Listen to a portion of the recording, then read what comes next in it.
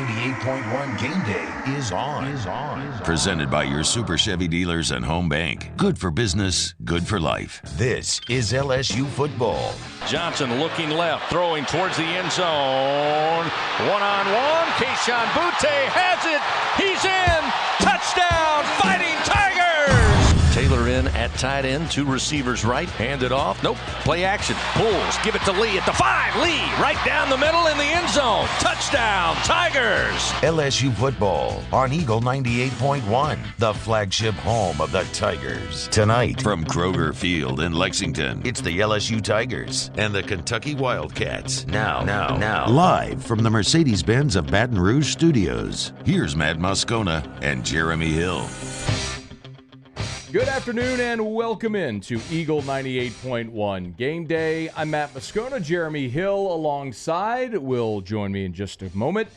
When the schedule came out and we learned LSU would be making its first trip to Lexington in 14 years, way to go SEC schedulers, we circled October 9th as a trap game.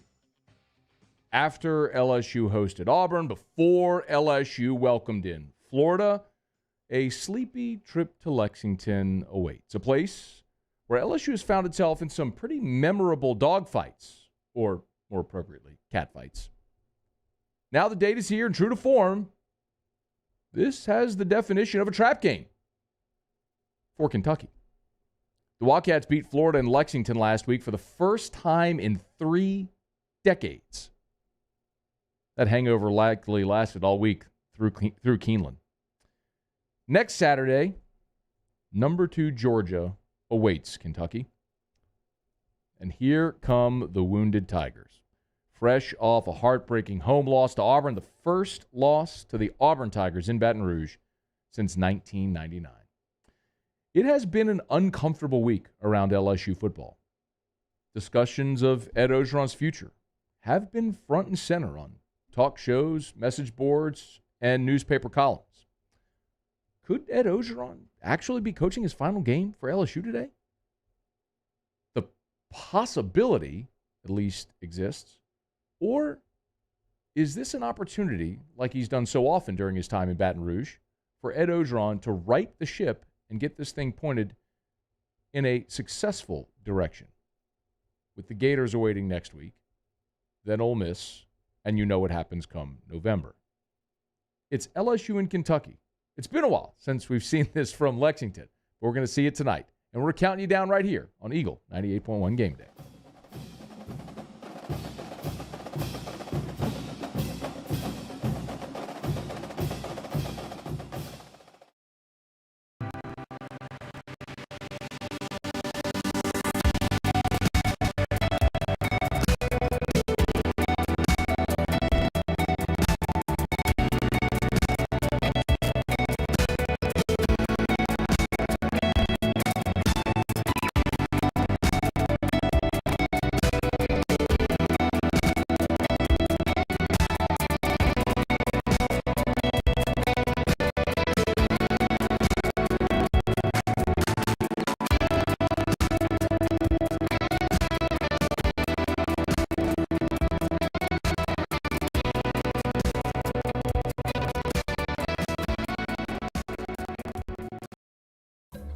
The saying goes, desperate times call for desperate measures. But Louisiana heat is nothing to play with.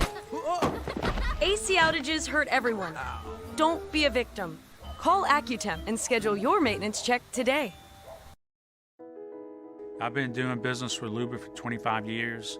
They're dependable, trustworthy. It's just the attention to detail with our clients. Our folks have years and years of experience. They're highly trained professionals, but many companies have that asset. What I'd like to think makes Luba a bit different is that we use those talents in a way that truly is dedicated to serving the needs of the folks who depend on us. Are you a licensed contractor? There's lots of good contractors in Louisiana doing work the right way, but unfortunately, too many unlicensed contractors are working outside the licensing requirements. Working as a contractor in Louisiana requires a license for the company doing the work. The Louisiana State Licensing Board for Contractors wants to help you get licensed to allow you to conduct work legally. It's not difficult to get the license. We can help you. Go to lacontractor.org for more information. Licensed contractors, it's the law. Gulf Coast Office Products is a nationally recognized Savin office equipment dealer based right here in Louisiana. Over 100 employees strong, Gulf Coast has the boots on the ground to support all vertical markets from education, engineering, legal, and finance. With the latest in office technology from desktop to production segment units, Gulf Coast and Savin have the perfect fit for you. Call 225-756-2644. That's 756-2644 for Gulf Coast Office Products.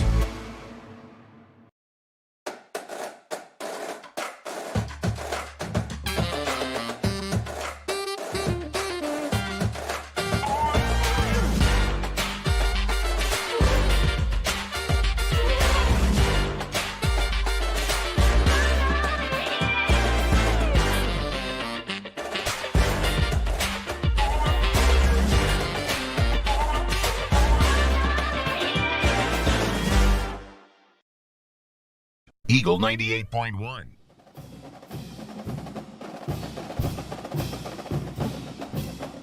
Welcome back, Eagle 98.1 Game Day. Matt Moscona now joined by former Tiger great Jeremy Hill. We appreciate all of you for joining us here on this gorgeous game day in Baton Rouge. Jay Hill, how are you, man? Doing solid, man. Another game day. Let's get it going. Well, you never got to play in Lexington. Never. I don't know if I was missing out on much, though. Is that bizarre, though, like that there are places in the league you never got to play in? No, not really. I think with the SEC West schedule, you got to knock those out, and you only get a couple East. So it's just I only played 2 years, so I just wrapped that way for me. It's just odd that I was doing an interview this morning on Sirius XM, and they asked, like they were going through the game notes, like, it's been 14 years since LSU played at Kentucky. I was yes, because the geniuses in the SEC office have this awful scheduling format, basically to cater to Bama, Tennessee, and Auburn, Georgia, where you run a decade plus where you're not going to play at certain venues, which is just awful to see. But this is interesting because throughout the history of this series, Lexington is just like, I want you to speak to this, why this can happen sometimes. Like, Lexington has just been a tough place for LSU. They lost there in 2007. The Bluegrass Miracle was obviously that dramatic comeback. The year before that, in 2001, Rohan Davey hits Michael Clayton with like 9 seconds left for the win. I mean, they've been in 1999 LSU lost in Lexington. It's just been a tough place to play. Any guess or reason as to why that LSU with superior teams have struggled in this venue? Yeah, I just think the level of intensity probably isn't there. You don't probably get up as high as you would get for a Kentucky football program as you would for the Auburns of the world, the Bamas of the world, the Floridas of the world. Those are kind of the teams you kind of check off with your schedule before the season starts. Like, we really need these games. This is going to be an intense environment. You just don't get that feel from Kentucky. So that's probably a letdown when you're dealing with 18, 19-year-old kids going on the road in Lexington, not really much known for their football tradition there. So I think that has a lot to do with it. But as far as like Kentucky just having world beaters year in and year out over there, I don't think it has anything to do with that. But respect to the type of program that Mark Stoops has built there. He had a vision when he went to Lexington. It was recruit the state of Ohio. You know you're not going to go in there and get the 4- and 5-star guys that are going to Ohio State, but you get the leftovers. Stoops went to Kentucky from Florida State, so it was like, I got inroads in Florida. So recruit the leftovers essentially in Florida and Ohio, hit the transfer market, hit the JUCO, and build a program around defense and an offense, oddly enough, when he was hired, was sort of, he's like, I know we're not going to have the Jimmies and the Joes, so we're going to run sort of I don't want to say gimmick style offense, but a more spread style. And Neil Brown was in, who's a head coach in his own right now. And it's worked for him. He's built consistent success. Never won at a high level, but he's built a nice program there in Lexington and consistent success since he's been there now for almost 10 years. Yeah, I think the beauty of being in Coach Stoops' shoes is that you're not expected to win 10, 11 games like you are here in Baton Rouge and in Alabama and Florida and certain places in the SEC. So you got time to build your program. You got time to find a niche and find things that you can do well for your program. And I think that he's done a great job of that. The guy recruiting guys like Mccall and Wandale Robinson, guys that you would think that the University of Kentucky would never get in the recruiting portal, but they have. And that just shows what Coach Stoop has done as a head coach over there. And they play tough games. When you're -9 in the turnover differential, I'll let you know you got a great head coach. They're digging you out of tough situations when games you're not supposed to be winning. Your offense isn't scoring a ton of points, and he's finding a way to win in crunch time. And that starts from the top down in Coach Stoops. Oh, we're going to talk about that. -9 in the turnover margin for Kentucky. That has them 129th in the country out of 130 in turnover margin. They are awful. They give the ball away, and they don't force turnovers. So that could be a huge plus for LSU tonight. You mentioned Juan Mccall. That's the big nose tackle who's listed around 370 pounds. He's not going to play tonight. He injured his leg last week against Florida. He's out. There's a couple of 4-star recruits, though, behind him that we will see tonight. So it's a big test for Liam Shanahan there in the middle. How big of a deal is that for this running game? Mccall not being there, but as good as Kentucky is against the run in the interior. Man, I know Liam got some good sleep this week. he probably wasn't going to sleep well with Big Mccall in the middle playing Saturday. That's great news for the Tigers, and that's what's plagued this offense all year, just getting too much push up the middle. Guys are closing the pocket down. We're not getting push up the middle in the run game, and I think having him out, it's really going to do a depth thing. We kind of saw that the UCLA game for us in the second half, and kind of in the Auburn game, just that defense gets a little tired, play after play after play. So hopefully we can set our will out there, play a lot more offensive snaps than we normally do, and kind of wear those guys out, because that big dude in the middle, he definitely holds it down. Without him, you're going to make those other guys play a lot more snaps. There's one other thing that I wanted to ask you about. Shea Dixon's coming up here in about 20 minutes from right now. We'll talk some recruiting. Basketball Tigers got a big commit yesterday. We'll talk about that. Your co-host, Hunt Palmer, will be with us. We get scouting report. We'll check scoreboards throughout the afternoon as well. Jacob Hester will be here for a skull session. We'll go inside the stadium as well with Michael Cobble from WBRZ. So we got a ton to get to here over the next 3 hours. But I would be negligent if I didn't at least ask about the noise around the program this week. And it ratcheted up after the loss. You saw a lot of national writers start writing about Ed Ogeron's job security, his future. I know it's something that I talked about this week on my show. I'm not sure if you and Hunt did as well. But I want to ask you, as a player, does that type of it's clear Ed Ogeron heard it. He even alluded to, look, we know what's being said. We hear the noise. As a player, how can you insulate yourself from it? And does that affect you in a game week like this? Yeah, as much as you want to say, it doesn't at all. It does. It affects the players. Which is such a social media driven era now. You see everything. Everything's a clip. Everything's a soundbite, and it gets in the locker room. Especially the guys who got recruited by Coach O. Guys who played for him, came to this university for him. You start hearing those tea leaves. You start hearing stuff like he may not be around. You may see some of these guys hit the transfer portal. You may see some of these guys, not want to be around this program. So it's definitely not a position you want to be in as a university. As a player, it's just bad from the top down. So hopefully we can figure this thing out, turn this thing around. But right now it's just so many rumors, so many tea leaves, so much stuff going on. You definitely don't want to have that for 18, 19-year-old kids. Jeremy, not everybody really marries themselves to a point spread, but it's something we do mention, and I think betting has obviously become such more mainstream part of sports. It's a 2-point line. I think that's maybe surprised some people. It opened at 1, got bet up to 3. It's back down to 2 as some LSU money has come in. And some fans may look at that and go, God, I'm surprised because LSU's going on the road and Kentucky's ranked. Keep in mind, Kentucky threw for 87 yards last week. They won that. They cannot throw the ball. They won that game on a blocked punt that they returned for a touchdown. That was essentially the differential. Florida outgained them by 100 yards. Look at the flip side, how close LSU was to beating Auburn. That's one where the better team on Saturday didn't win. And I know that's sort of contradictory because the result is what it is. And Auburn made the plays and LSU didn't. But some bonehead mistakes aside, LSU walks out of that game against Auburn with a win.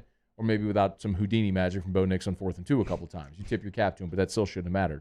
Point is, you're a ball bouncing left instead of right in each of these games one time from having this completely reversed. And the feeling very different with LSU being on a win streak, going to Lexington as a favorite and looking ahead to Florida. It's how slim that margin is to having a completely different feel going into this game today.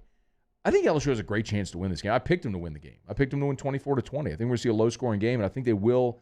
I think we're going to see a really competitive game where we're sitting up there in the fourth quarter going, all right, let's see if they can go make a play and win it. Yeah, you just look roster to roster. LSU's just, to me, that's the way more talented roster. There's so many guys that I can point to on this roster who's going to play a ton of snaps in the NFL on the next level.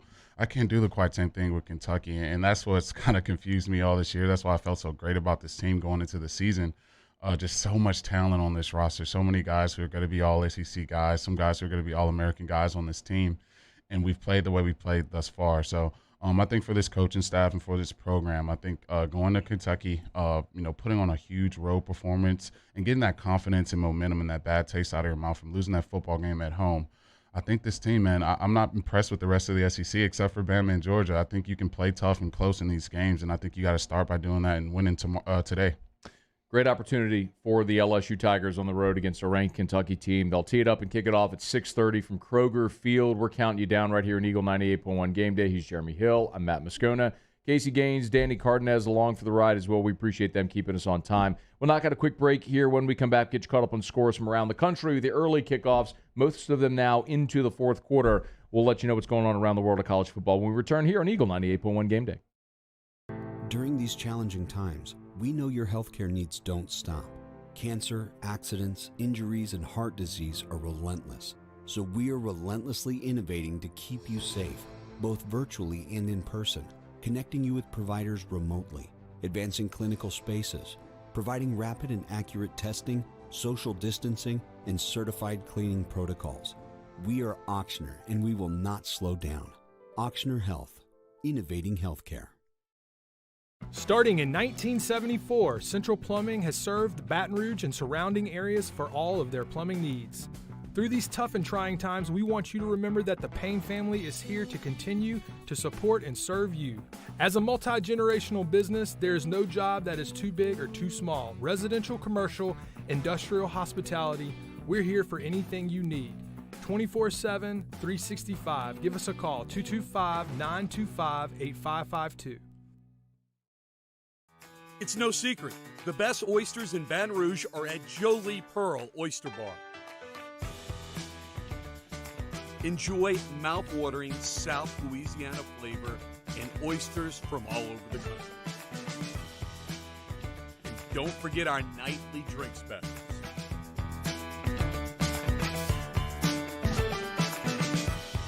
Jolie Pearl Oyster Bar, located in downtown Baton Rouge.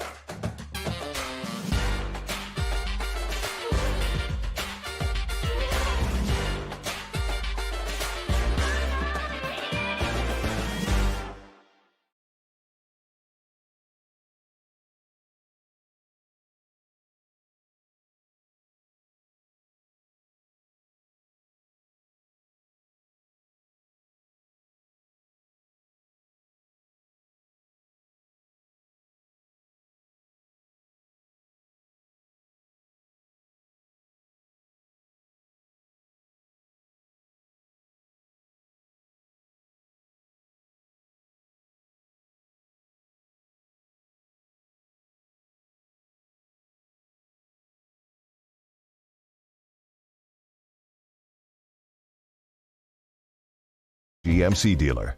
Hi, this is Bobby Hebert for Louisiana Dental Center. For over 40 years, you have trusted us to take care of your family's dental care. And we've always had the safety of our patients and our employees as a top priority. Now more than ever, we want you to know that you're in good hands. Whether it's an emergency or just a routine teeth cleaning, when you visit Louisiana Dental Center, you'll stay well and stay safe.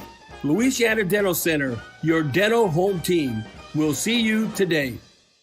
Eagle 98.1.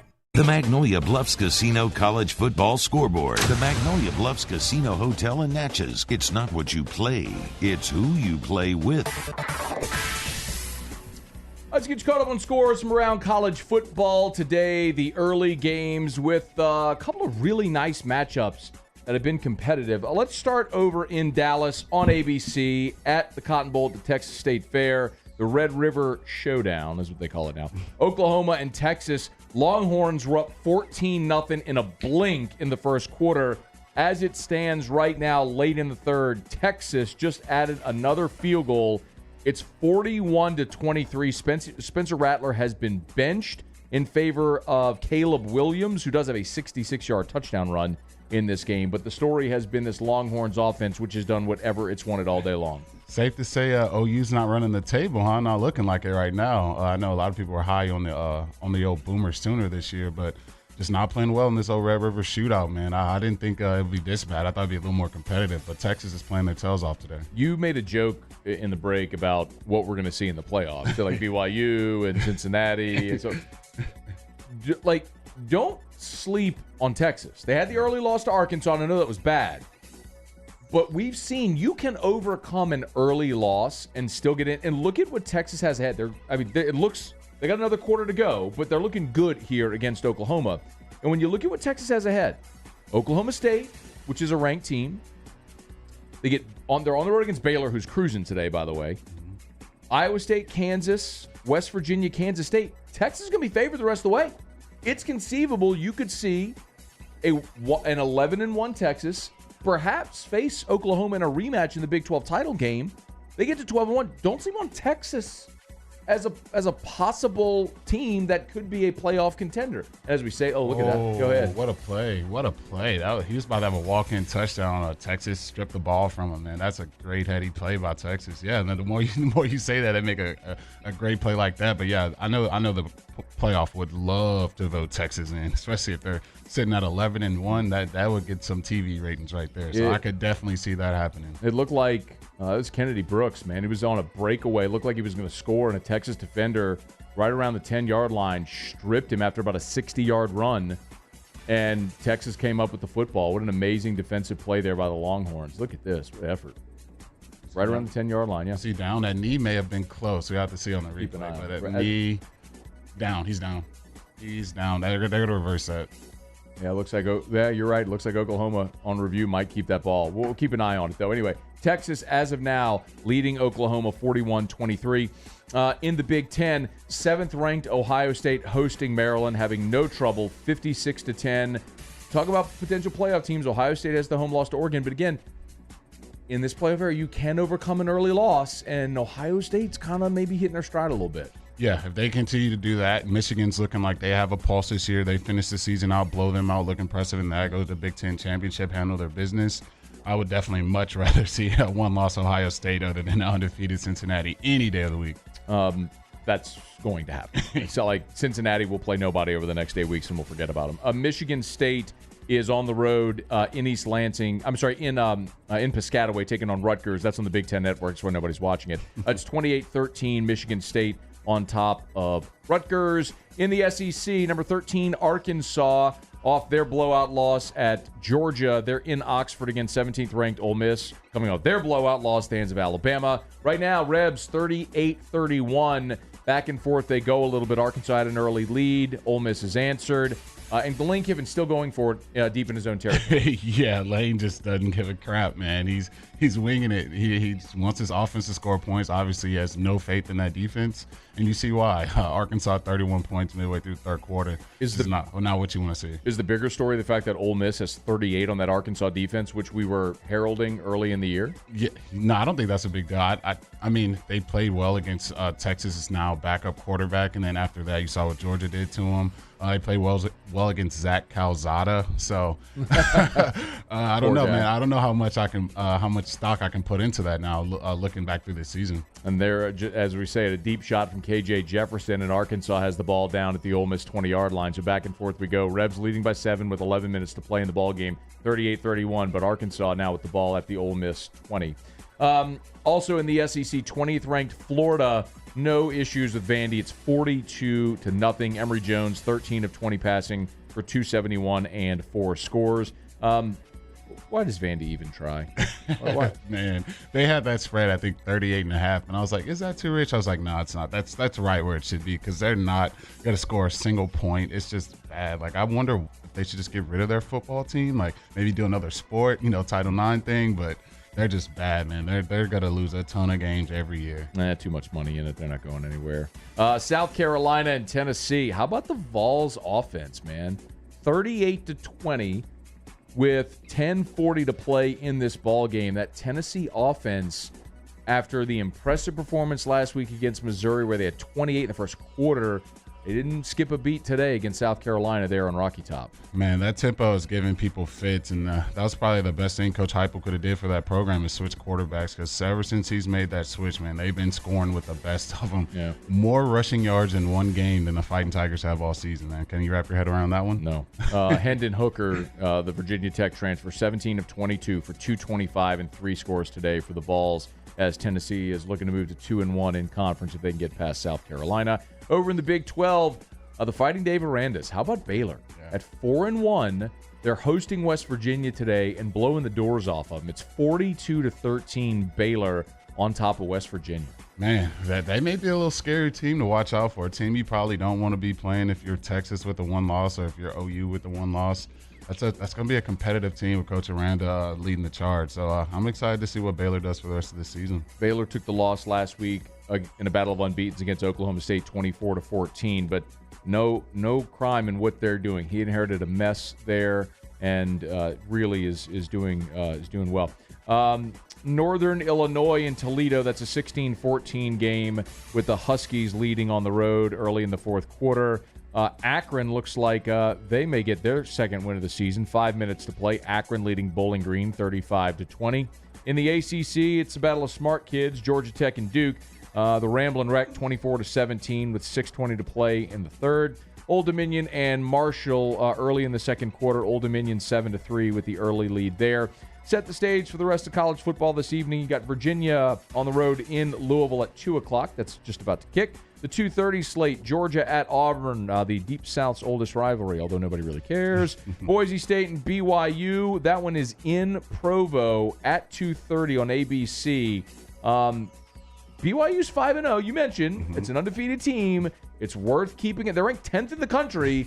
You at least have to respect it and keep an eye on BYU. See if Boise can maybe go down to Provo, pull an upset.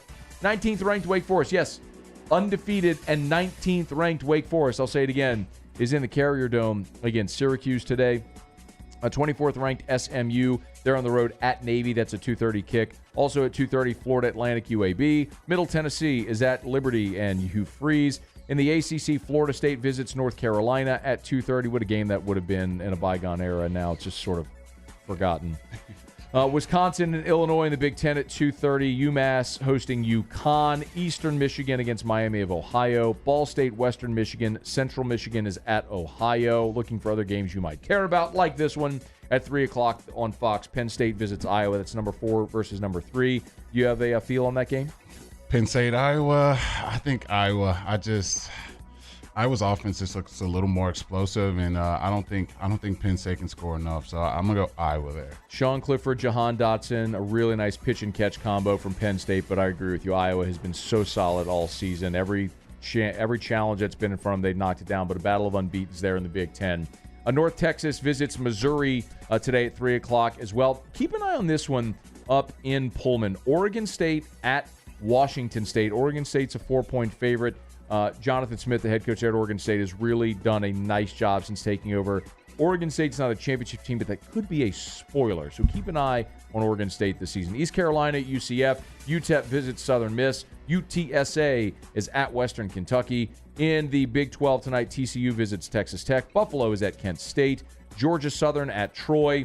Texas State hosts South Alabama. Wyoming is at Air Force. A big one at 6:30 in the Big Ten. Number 9 and undefeated Michigan visits Nebraska. Notre Dame is at Virginia Tech in Blacksburg. That's 6:30 on the ACC network. The CBS night game, Bama at Texas A&M from Kyle Field. Not exactly what CBS was thinking when they picked this for their night game, I wouldn't imagine. Yeah, they thought the Aggies would be rolling high right now, and they are not. They are far from it, which I love to see. 3-2 off back-to-back losses and staring a third straight in the face. Georgia State is at UL Monroe. Utah at Southern Cal. That's the night game on Fox. New Mexico against San Diego State. Memphis visits Tulsa. UCLA, off its second loss of the season, visits Arizona, who remains winless. New Mexico State at Nevada at 9:30. Some finals. Coastal Carolina beat Arkansas State on Thursday. Houston went down to Ullman and beat up on Tulane 40-22. Last night, Cincinnati, no trouble with Temple, 52-3. Arizona State beat Stanford last night in the desert, 28-10. and Charlotte a 45-33 winner at FIU. There are your scores from around college football. When we return, Shea Dixon of Go247 with our recruiting report. Stick around here. Eagle 98.1 Game Day presented by Home Bank and your Super Chevy dealers. Tonight, we invite you to celebrate life, wherever and whenever you can, understanding that time is never on our side. Instead, gather up your friends tonight and share a few stories and laughs over a good bottle of wine. Or maybe a family meal that gives everyone a chance to reconnect and remember what's really important, whether it's for a birthday, an anniversary, or simply to remind someone special that they are loved. Rufino's, where Louisiana comes to celebrate life. Crime has serious consequences, but anyone can make a mistake. If you find yourself in trouble with the law, know that you have rights, and it's okay to demand them. The law offices of O.C. Brown are here to protect you and your rights. Felony or misdemeanor, DUI or drug charge. No matter what crime you're accused of, you still have rights. Let the law offices of O.C. Brown uphold them. Call 225-343-1111. Your law firm for a lifetime.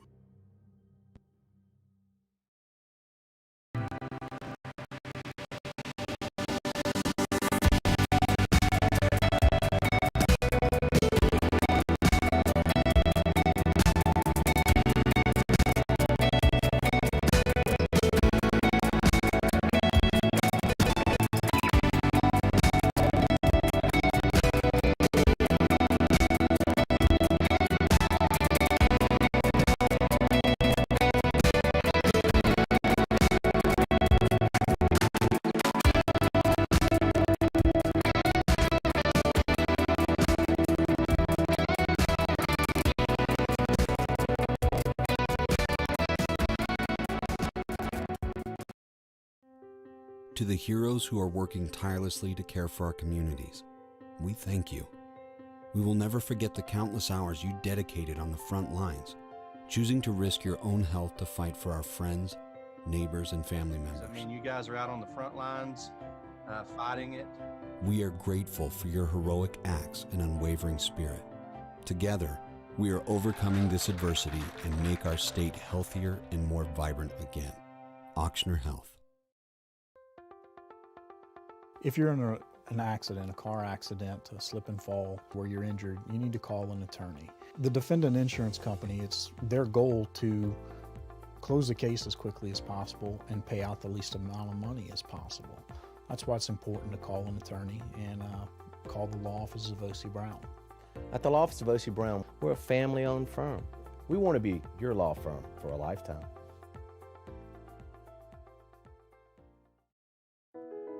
I've been doing business with Luba for 25 years. They're dependable, trustworthy. It's just the attention to detail with our clients. Our folks have years and years of experience. They're Eagle 98.1. Eagle 98.1 Game Day. Recruiting with Shea Dixon of 247 Sports. Presented by AccuTemp. AccuTemp, your AC and electrical experts. Matt Moscona, Jeremy Hill rolling along. Very pleased to be joined by Shea Dixon of Go247. Shea, always appreciate it, man. How are you this Saturday? I'm doing fine. How are you boys? Man, we're doing great. Thanks so much for joining. Hey, I want to talk. We'll talk tons of football as we always do, but I got to start with a little bit of a one-off, man. How about Will Wade yesterday landing himself another 5-star? Incredible what he's doing, man. Tell us a little bit about Julian Phillips. Yeah, well, I was listening to your show. I guess it was Friday. Yeah, that was Friday. So Friday.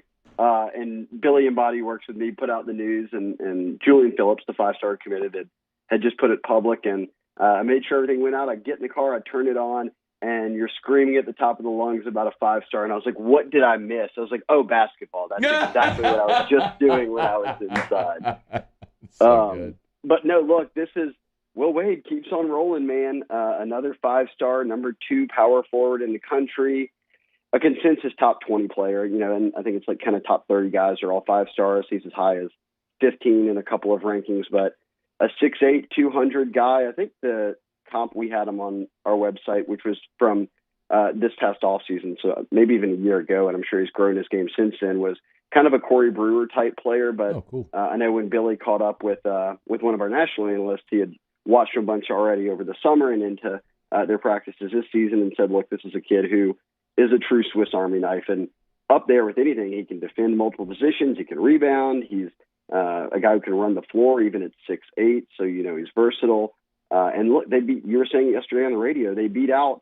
You got to get yourself out of the mindset of football here for a second, but beating out Tennessee and Florida State, these other schools, is very good in basketball. And this was a big one. I mean, boy, they're hitting a real groove now, both balancing high school kids and the transfer portal. I mean, they've come through with some big names to flip this lineup, or roster, I should say, over the past kind of year and a half.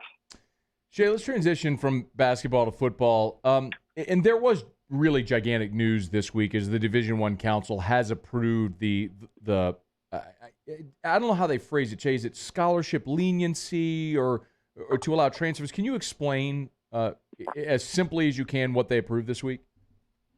Yeah, they've approved I don't know what we should call it either, but a 1-year temporary waiver. And they said in the next few months they'll figure out a long-term solution. But the long-term solution will mirror kind of the short-term solution, which is this, that with the transfer portal hitting everybody every offseason, and you're losing guys left and right, and often you're losing more guys than you can replace because you're capped at signing 25. Now, they've expanded that to where you're still capped at signing those 25, whether that's in December or by February on signing day, but after the end of the semester. So when the fall semester ends, or if your fall semester goes into December, then it would be that first signing day. So I think that's like the middle of December. This clock begins, and every kid who enters the transfer portal, whether he chooses to, whether he's been dismissed and he's got to enter the transfer portal, whatever reason it is, they're not getting into the weeds there. But for every guy that goes in, you can then take one guy out of the portal. So it's sort of a one-for-one type situation where you still protect your overall scholarship numbers. You're still kind of working with that 85 total scholarships, and you can go up to 7 guys. So LSU may have more than 7 guys enter the portal. Let's see if they had that happen. You'd be capped at 7, but you could still fill up to 7 guys through the portal. You could use them at any position. It doesn't matter. You don't have to go position per position. And look, we've talked about this before on the show, but I'm a huge fan of that. It helps your scholarship numbers. It helps keep guys healthy. You're not out there with 50-something scholarship guys, which is a health risk. It's kind of dangerous, actually, what they were doing at the end there. And I think the NCAA recognized that, where we're going with the portal. But Matt and Jeremy, it also protects the high school kids, because now that 25 number can still be used to fill up all the high school guys, instead of people like Coach O and all these other schools who are utilizing the transfer portal having to say, let's sign 18 high school kids, and then we'll sign 7 transfers. And now they've sort of done away with that. So the high school kids still get their big opportunity to get in, develop, and the teams still get protected with kind of as crazy as the portal's become. Shay, we've talked so much about the issues LSU's had this year on the offensive line. Is it safe to say that this roster leniency will help LSU with that position group in particular this year? Absolutely. And look, even with that 20, if it would have not changed, right, and they were capped at signing 25 players, they were about to have to make some tough decisions on high school prospects that are really talented, that they would have had to say, look, it's just in our best interest to still go to the transfer portal and try to find some, for instance, in this situation, O-linemen that are ready to go right now. And yes, I've been told the number could be as much as 3. And that's kind of not, I don't think it would be a surprise to anyone. We've seen just this year that even some of their vets have, in terms of production or where they've been in the past, have taken steps backwards. So even with juniors, seniors, you've got guys who are now about to be out of the program. We've seen some of the younger guys, but nobody's gone in there yet and just like grabbed a starting job and said, look, I'm here to anchor this down and run with it. So they've got a nice, talented incoming high school class. Will Campbell's obviously a 5-star in the headliner, but I would expect we're looking at an LSU offense next year that's got a couple of transfers from that are playing somewhere else right now that are going to end up starting for the Tigers. I just think it's a quick fix is not always the best, right? Like a permanent fix. It's just a patch, but it's one they need next year, because right now you're leaking water at that position. Hey, Shay, I was curious on how this whole transfer portal thing works. Is it open like recruiting? Can you just talk to the players, or the players have to contact the schools? Like how's this coaching staff going to attack this offseason in the transfer portal? Right. Okay. So the great question, and all that's changed now really in the past year and a half, 2 years. So it used to be when you were in school, and really up until, 2 years ago, where if you wanted to transfer, you had to go ask your coach basically permission, and then you'd get to go over and enter your name into compliance, and then they would have to clear it, and then you couldn't go to another SEC school if you got blocked from it, or you could be blocked from certain schools, and then you had to sit out. All that's gone now. So if you want to enter the transfer portal, you don't even have to tell your head coach. Now, all these kids probably do, but you can just go straight to compliance and say, I want my name in the transfer portal. It takes about 25, 48 hours to process, but they can't tell you no. They can't block you from anywhere. So I think that's kind of helped do away a bit with teams kind of like backdoor recruiting. And you would think it'd be more right now. I think it's actually less because these guys are just, it's not hard. If they want to look around, they'll be in the portal 2 days later. And these coaches just sit around and sort of refresh it.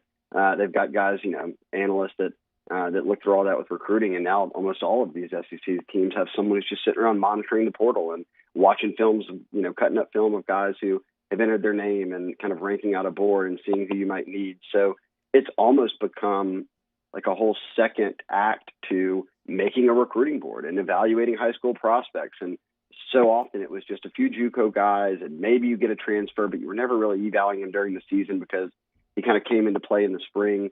It's sort of now like a year-long thing of they see a kid go in August. Well, let's keep an eye on him. What did his film look like previously? And by December, or whenever you think you might, know what you want to do with those transfer numbers, you go after them. But no more rules. I mean, the rules are if the kid's name's in the portal, anybody can call him, and he can call anybody.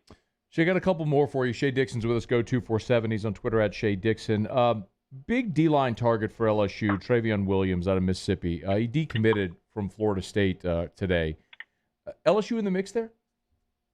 Yeah, and this is one that's pretty notable, I think, because they offered about 2 weeks ago, and it was right before. I think he got the offer the day LSU was playing at State, and he was at that game. He saw LSU win, obviously, and then he was at the Auburn game this past weekend, or a week ago, I should say, and had a lot of big things to say. It was like, look, the crowd was unbelievable. The D-line, I could see myself playing there, all the stuff you sort of want to hear from recruits when they're in town and you catch a loss, but you're still hoping you got some momentum on the trail, and I think that's what they've done here. I mean, this is a kid out of Mississippi who 6'5", 250, 260, plays along the D-line. He had been early in high school a quarterback, a linebacker, ultimately bulked up, and now he plays on the D-line. But he's got offers from the who's who, all around the SEC, and he committed to Florida State over the summer. But look, I'm here to tell you guys, everybody out there listening, it always can get worse. In fact, it can get a lot worse. You could be Florida State and you've not won a game yet, and all of your good recruits are looking around. So tough news for the Noles could turn into good news for LSU right now.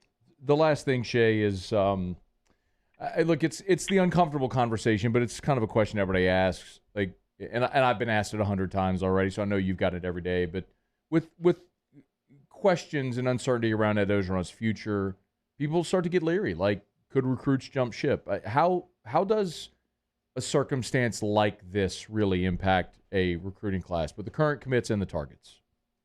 Right. Well, let's talk about the targets, and maybe more notably guys who are heavy on LSU. You're from Louisiana, or you're from Texas or Mississippi and things like that. So you're a bit tuned into kind of how the ebbs and flow of LSU are. It'd be foolish for me to sit here and tell you that they're not sitting around with some pause and saying, okay, let's just see how things play out. I'm feeling good about LSU right now, but if I commit, does that change in a month? Does that change in 2 months? And I've got to sign in December, so let's make a final decision. And I think we're right now, LSU's in an okay spot because whatever happens, happens. But the reality is they've got 15 commitments. They haven't had any decommit yet. And a lot of their targets who are left still have mainly all of them, still have their LSU official visit to come. So, and most of them are taking them in November, December. So these guys are going to be on campus with or whomever. I'm just speaking in a hypothetical here of all of these recruits are going to wait and see what happens with all teams on their board as they get into November, as they get closer to signing day. And I think by then we'll obviously have a lot more clarity of what's next. So it's almost like not that LSU's pressing pause or not, they're probably recruiting harder than ever, but a lot of these recruits are just going to press pause and say, hey, look, I'm in the middle of my high school season. I'm not making official visits right now anyway, so I'm just going to keep an eye on things. But I will tell you, it's understood. LSU does it all the time when they're recruiting guys at other schools. When those schools are struggling on the field, it just ramps up how often Bama, Georgia, Clemson, A&M, Texas, all these schools are going to call your recruits, are going to be after them, trying to get them to campus because they might see that small crack in the door and hoping to get their foot through it. So a bit of a waiting game. I think if you're an LSU fan right now, the fact that no guys have decommitted, you're making a little headway here and there with some targets, and you still look, you had a great recruiting visit list last weekend. It was a good atmosphere, so they're okay. Now, we'll see what happens if they trend in the wrong direction from here, but right now, recruiting-wise, no need to press any panic buttons. Shea Dixon, go 247. Thank you, Shea. You got it. All right, guys, I'll talk to y'all next weekend. No, we always appreciate it. He's the best. On Twitter, at Shea Dixon, go 247. Ole Miss, a 7-point lead over Arkansas. It's 45-38. They've gone over 1,000 yards of total offense in that game already. There's under 6 to play. Arkansas, incomplete pass, facing 3rd and 17, so they'll punt it away to the Rebs here with under 6 to play. Keeping an eye on that, what's going on there in the Red River rivalry game, the Red River Showdown. Scores from around college football. Before the 2:30 slate kicks off, Jimmy Ott's going to join us for Otter Locks. If you're looking to place your wagers, Otter's got his best bets. That's coming up next on Eagle 98.1 Game Day, presented by Home Bank and your Super Chevy dealers. The saying goes, desperate times call for desperate measures. But Louisiana heat is nothing to play with. AC outages hurt everyone. Don't be a victim. Call AccuTemp and schedule your maintenance check today. They said I was small, weak, said my heart wasn't strong enough. But I showed them what heart looked like, again and again and again. Mom got me the right care, the right doctors with Blue Cross coverage. Don't let people tell you who you are. Show them the right card, the right care.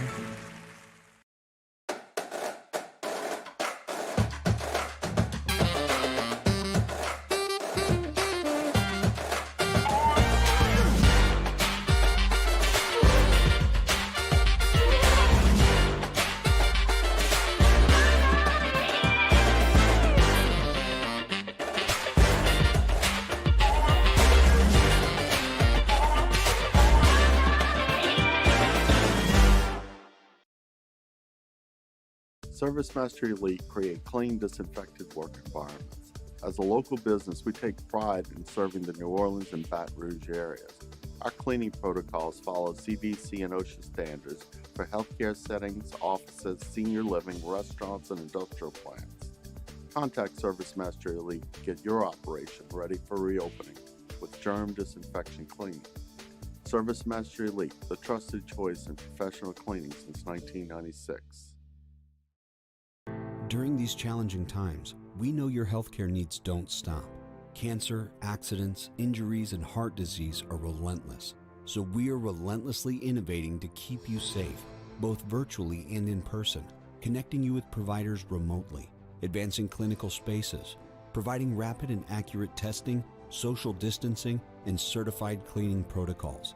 We are Auctioner, and we will not slow down.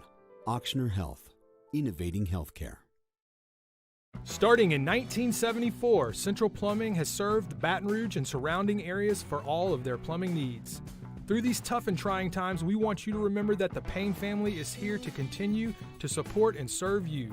As a multi-generational business, there is no job that is too big or too small. Residential, commercial, industrial, hospitality, we're here for anything you need. 24/7, 365. Give us a call, 225-925-8552. Gulf Coast Bank and Trust is giving our customers the power to bank anywhere, anytime during this challenging event. And we're right there with you. Our mobile banking app is a smart way to manage your money and Eagle 98.1. Eagle 98.1 Game Day. Otter Locks. Presented by Lofton Staffing Services. Lofton Staffing Services. For over 40 years, providing staffing solutions to make your company more efficient, cost-effective, and profitable. 924-0200 and loftonstaffing.com. Now, here's Jimmy Ott. All right, we appreciate the Ott father for joining us. Otter, how are you? Doing good, fellas. How about y'all? And doing great. 2:30 slate's about to kick off. I know there's a couple of games in this 2:30 slate you like. Let's start with the Deep South's oldest rivalry. A lot of movement on that line, Jimmy. I'm looking at 14.5 right now. Yeah, it matches here, too. It's up to 17. So, you know, they like the chalk over here on the river. But, I mean, look, Georgia's phenomenal up front. I mean, they are. Charlie and I were talking, reminds us a little bit of the 2011 LSU team, where they're so dominant, so physical, but they didn't have a whole lot of explosive elements to their offense, So they're still ground and pound. I mean, still Kirby. He wants to, it's not a whole lot of imagination, creativity to his offense. They're just going to beat you up front. That's a lot of points. A lot of points on the road. Bo Nix, we caught him at a bad time because, for the first time they sat him down, and I think it helped him out. He made some unbelievable plays against LSU, and, of course, the comeback. We all know about that. But now he comes back in front of his home crowd where historically he's had much more success. I think Auburn's going to kind of hang around in this game. That's a ton of points on the road in Jordan-Hare. I like Auburn. You also like chalk with undefeated BYU. What's the skinny there? Charlie, that's a handy special, baby. They are, with the 2-year Mormon mission and the super seniors, I mean, this might be the oldest team in the history of college football. But, they lost Zach Wilson, and now their quarterback, the replacement got hurt a little bit. They're really good up front. And Boise got pushed around last week, lost by 2 touchdowns at home on the Smurf turf to Nevada. BYU's a big step up in class. Now, they destroyed them last year in Boise, and that's when Boise's starting quarterback was hurt. So a little bit of a role reversal, but they're so good up front that's going to ease in this backup quarterback for BYU. Charlie and I, we both like BYU minus the 6. Okay. How you feel about Wake Forest going to the old Carrier Dome? That's a good one, Jeremy, because Wake Forest getting a lot of love, man. They are the highest ranked team in the ACC, the only undefeated team in the ACC that's got banged up pretty good with Clemson and North Carolina. 2 preseason top 10 teams that lose in multiple games, both of them. But this is still, I want to see them. They won, but did not cover last week against Louisville. Now they go to Syracuse, where I think it's going to be the same type of thing. I think it's going to be a close game. Maybe Wake Forest covers, but I like Syracuse to cover the spread. You got another 2:30 game we're staring at here, Otter. You must be a masochist if you're actually going to place money on UConn. But give me the reason. Look, man, this is a toilet bowl, okay? I mean, UMass. Check this out. Remember, there's 130 Division I teams. UMass is 128 on offense, 130 on defense. UConn is a slick 125, both offense and defense. There we go, Rebel. So what you're telling me is we got some value. But here's the deal. UConn is actually getting better. They backdoored against Army a few weeks ago. They also, they in Nashville against Vanderbilt could have easily won the game. Quarterback is actually a dual threat. I know this is slim pickings, but I'm taking UConn minus the 3 in today's toilet bowl. Big one in Boston today. Unapologetically. Friends and family only allowed. So no restrictions, just friends and family only at the game in Boston today, UMass. How you feeling about the game of the week, Penn State playing Iowa on the road? Well, I like Iowa for a pretty good bit, but I do not like the way that line has gotten to the hot number at 3. So it's 3 in Las Vegas right now. Matt, you might look it up, while we're talking to see your source as well. Here in Natchez, it's 3, and that has kind of scared me off of it. I'm looking at 2.5 at Caesars right now. If you can get 2.5, I'm on the Hawkeyes, but and you're getting a good number. That's why it pays to shop. But I like the under 41 in this game, but I like Iowa minus 2.5, 3. I got to back off. I mean, the hot number. It's not going to be a whole lot of scoring in this game. A pivotal game. James Franklin is a popular name being thrown around. And L.A. on the West Coast and L.A. at home. So we'll see if James Franklin gets up and leaves for another job. But still, I like the under in Iowa only if you can get 2.5. Looking here, 2 others you like, East Carolina and Navy? All right, Paul Stone, who comes on my show every Friday morning at 10:15. He is as respected of a college football handicapper as there is. He likes East Carolina in this game. He puts out 3 plays each and every week on my show. And so Central Florida, Dylan Gabriel, of course, he came in for Mackenzie Milton when Mackenzie Milton, busted up his leg against South Florida a few years ago, and has started every game since. He's out.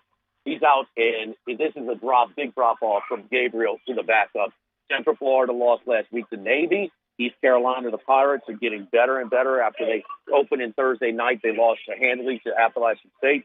They could win the game. So Paul Stone, at this pick, East Carolina, I'm going to follow him on it. Hey, by the way, Otter, I'm looking at Iowa at Bet Online at 2. So to your point about shop around, there's value for sure if you shop.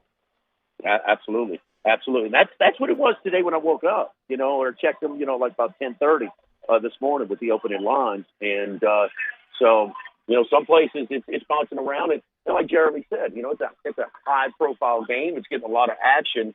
But rarely do we see three, whole number differences on the hottest number of all numbers of 3. Yeah. So, interesting. Otter's up there in Natchez right now, and of course we thank the folks over at Lofton Staffing Services. Otter, I know this time of year, especially right now with COVID and everything, a lot of people using their services. No doubt. I mean, every other building in town has a help wanted sign, hiring, things like that. Since 1979, Bart Lofton, his brother, his dad started it.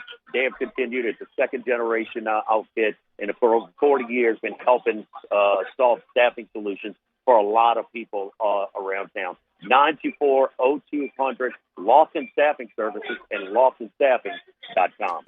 Great stuff, Otter. Thanks for the tips, man. Good luck today. All right, guys. Y'all take care. All right, we'll see you. That is Jimmy Ott, of course, near Game Time with Jimmy Ott every weekday evening, 6 to 8 p.m. on 104.5 ESPN Baton Rouge, 104.5ESPN.com, and the Game Time with Jimmy Ott Facebook page streaming there. You got any feelings on any of the games today, any of the lines that Otter threw out there?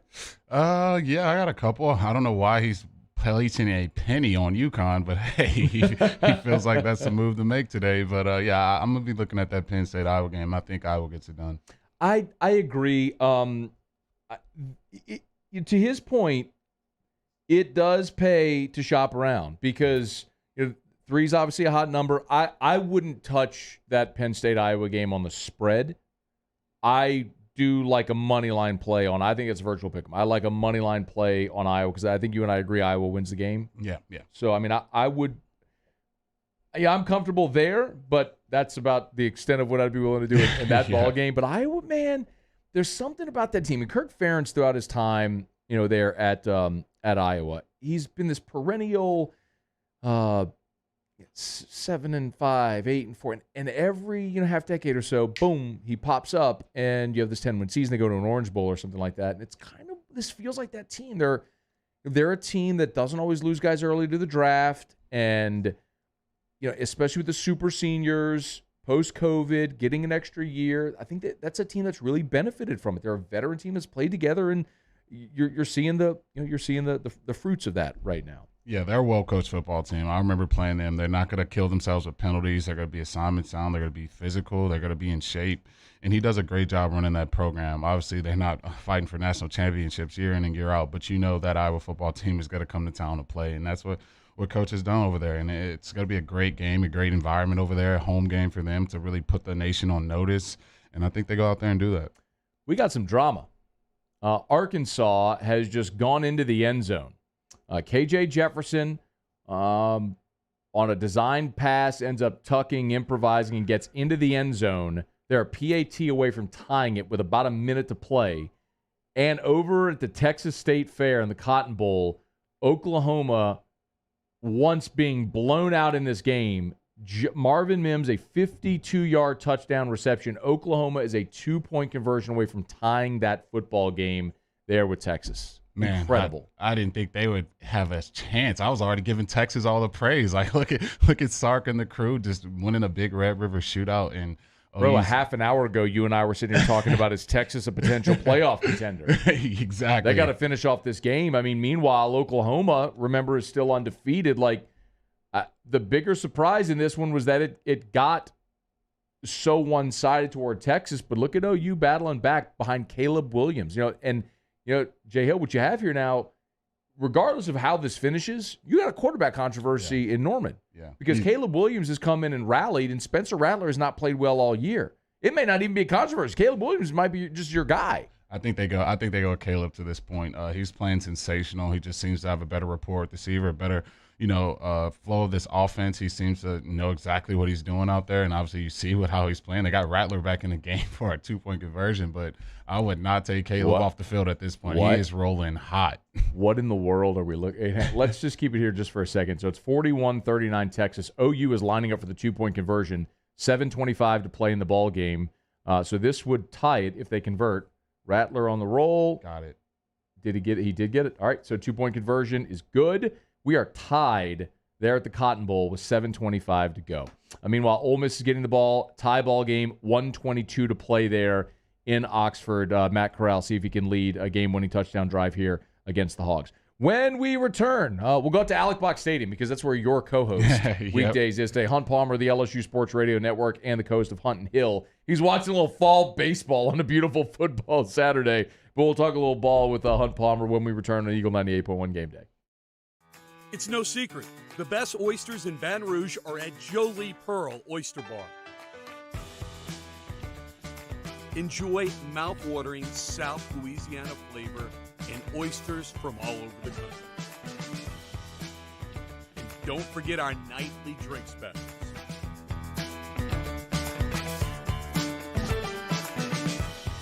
Jolie Pearl Oyster Bar, located in downtown Baton Rouge.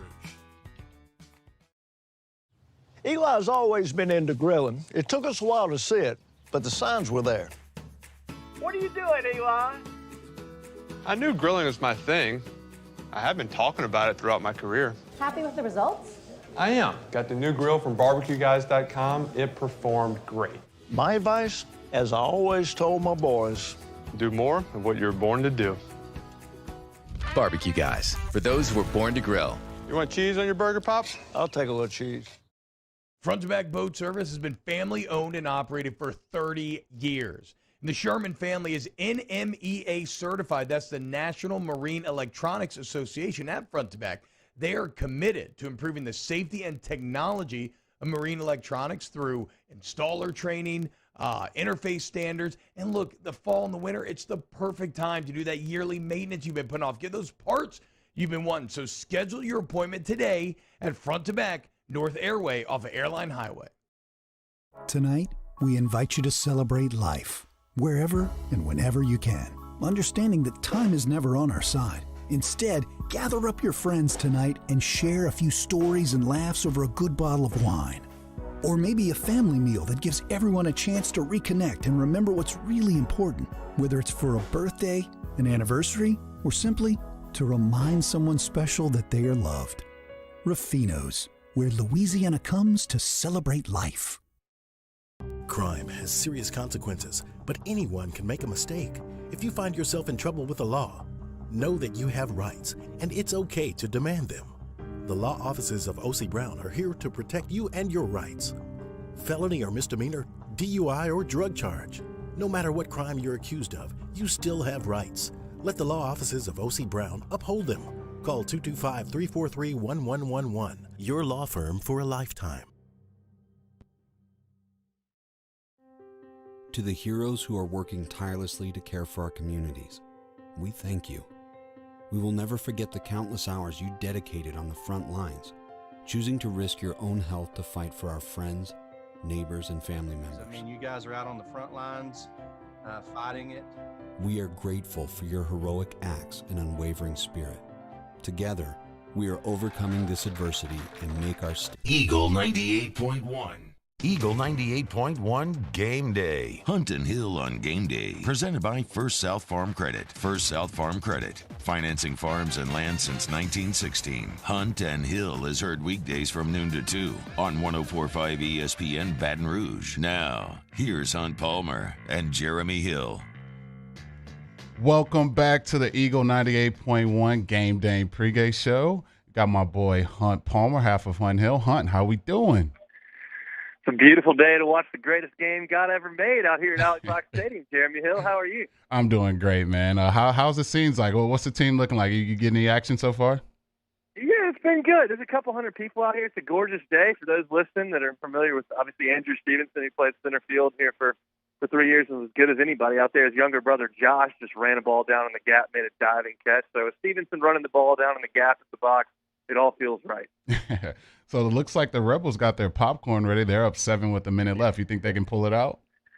Well, if Arkansas's got the ball, obviously I'm not watching. But that Red defense, you give up points in a hurry. But obviously, they're very comfortable in that game. It's just going up and down the field, playing no defense and scoring a ton. But Vegas doesn't miss much. They had it at about 5.5, and it looks like it sounds like it's about a touchdown game. So that's right in line. But I'm pulling for Old Land and the boys. I don't need Arkansas getting any momentum. All right. Well, let's talk about the Kentucky Wildcats, who's flying high right now, 5-0. What do you think the atmosphere is going to be like at Kroger Field today? I expect them to set an attendance record tonight. We talked about it all week. This is as big a game as their program has seen in a long time, not because they're playing a team that's ranked in the top 5, but because they hadn't been 6-0 since the 50s. So this is an opportunity for them to move forward and try to have a swing at Georgia next week with first place in the East on the line. That doesn't happen very often. It's a gorgeous day up there. It's a primetime kickoff. They're pretty comfy at 11 a.m., but it's 7:30 their time. It should be rocking. LSU's going to have to strap it on and be prepared for that. So record crowd, that means the offense is going to have to perform well. How do you think the offense does in that environment? I think the biggest thing for the offense is going to be communication, getting the plays out. Max Johnson expressed his disappointment in the efficiency of the play calling from the booth to him, so that he can relay things to the offensive line and get the protection set up and call the play. They're burning too many timeouts. They're waiting until there's way too few seconds on the play clock. And this is going to be a rowdy atmosphere this evening. If they're delayed in getting that play in, they're going to put their team behind the 8 ball. And if they can't run the football, which I don't expect them to be able to do, and you're confused as to setting the protections, Kentucky's defensive line will whip you, and LSU will be in big trouble. Now, they should be able to do it. It ought to be something they've addressed, and they should have repped it, and they ought to be able to get it done. But it's certainly a concern. Well, let's address the huge elephant in the room, our lovely running game that we like to watch every week. How do you think they change that up, or do you think it'll be the same old thing we've been watching all season? We talked about it. I think Corey Kiner gets the heaviest workload this week. They've gone with Ty Davis-Price. He may start the game. 21 has got to touch the ball more than the other running backs. He's been the most productive every single week. It's not like a one-time thing.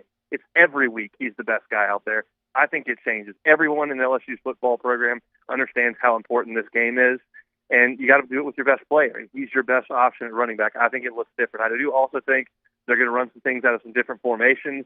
I think they're going to try some different things. Do I think it's going to work? No. I have no confidence they're going to be able to run the football, but I think they're going to try some different things this week. Okay, and then let's go over to the defensive side of the ball. I think the defense has been playing a lot better since that UCLA game. Do you think they can shut down the Kentucky run game today? I think they can slow it down, like they slowed down Tank Bigsby. Look, Rodriguez is going to get hit. He's probably going to run it 20, 25 times, and he's probably going to run, for north of 80 yards. You just got to make sure he doesn't bust it. He doesn't run for 185 and 3 scores. Kentucky doesn't have another option. We thought they did after week 1. It's been proven over the last month that they don't. Levis is a nice story, and they want to talk about him eating bananas, and they want to, say he's the Penn State transfer, and they're ranked in the top 20. His stats are terrible. He's not played very well. So, I think that LSU will have all its focus on the run game. Will they stop it? No, but I think they can slow it down.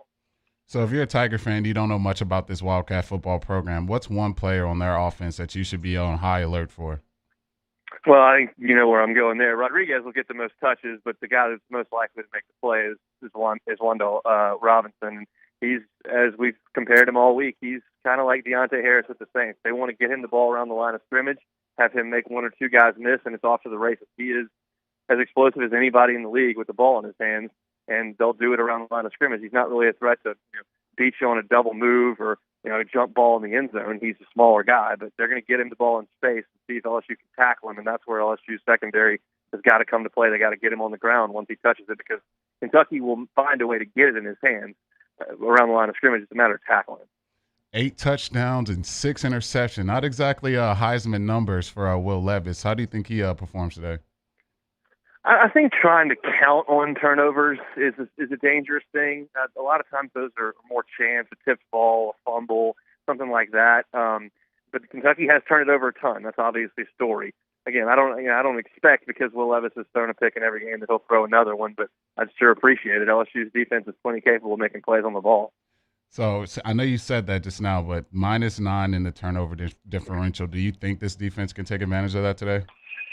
Yeah, I mean, I think there's a better chance that the secondary makes a play and gets an interception than it is that Rodriguez is just going to fumble again because he's fumbled 4, 5, 6 times. And that's a poor job of ball security, but obviously he's going to be trying to do a better job of that. And I think if the turnovers come, it's because LSU gets a lead and forces Kentucky to do something they don't want to do, which is throw the football late in the game. And if LSU's pass rush can get home, and you've got some guys in the secondary capable of making plays against some receivers outside of Robinson that haven't been big playmakers this year, yeah, you could see a turnover. But I'm certainly not counting my chickens with 3 turnovers just because that's what they've done for 4 games. I know you said record crowd you're predicting tonight. So what would a win tonight mean for this Kentucky program? I mean, it would be huge. It would probably put Mark Stoops' name on some coaching boards moving forward just because of the job he's done. You beat Florida and LSU in back-to-back weeks at Kentucky, and people start noticing. I still don't think they have any chance to be even remotely competitive next week, but I don't think they're thinking about that right now. This is no longer this season a placeholder until they start dribbling basketballs in rough. They care about this team, and if they could win tonight, you would see some significant emotion, and they'd be kind of the story of college football, because everybody kind of understands who Alabama and Georgia are. So what's your prediction for the game? Who you got?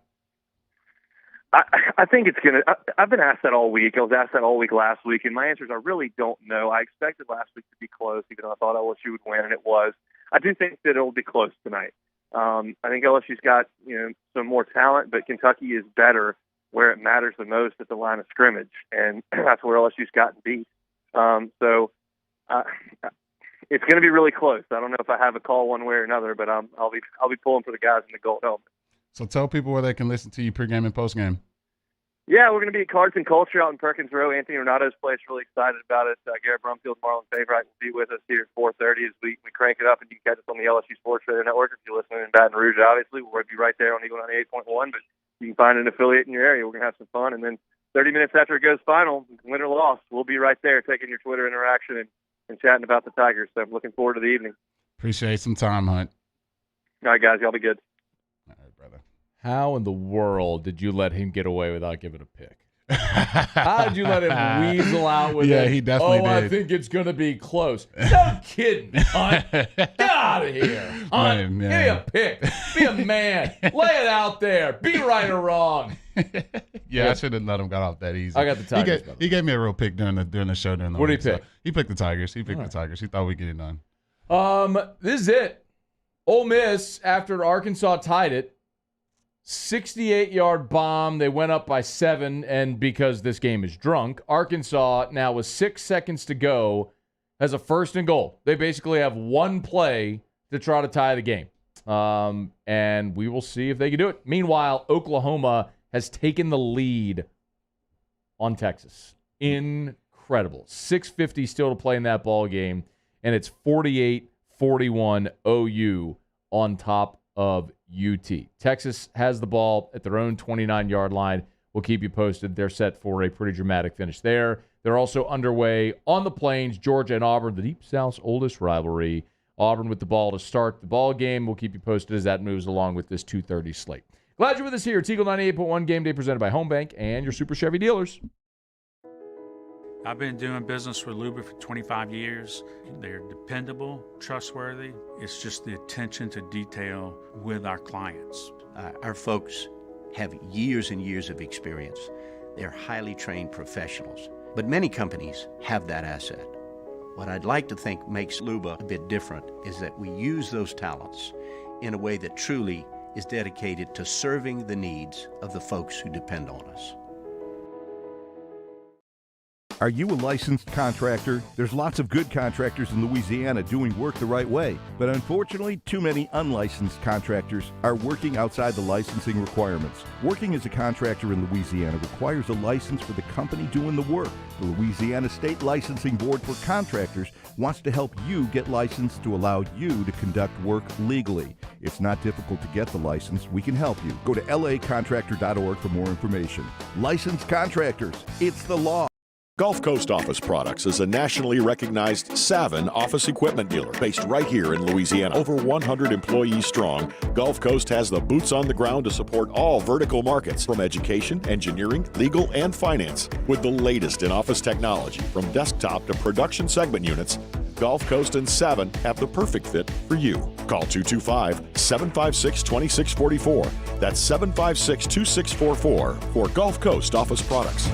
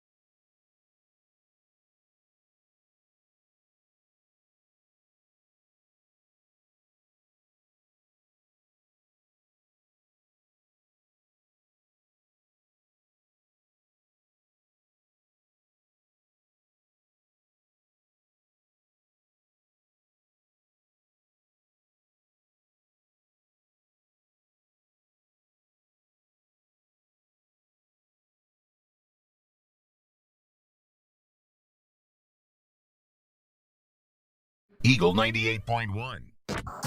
Eagle 98.1 Game Day Scouting Report. Presented by Demco. Demco, powering lives, brightening the future. High drama in Oxford. Arkansas scores with no time left on the clock.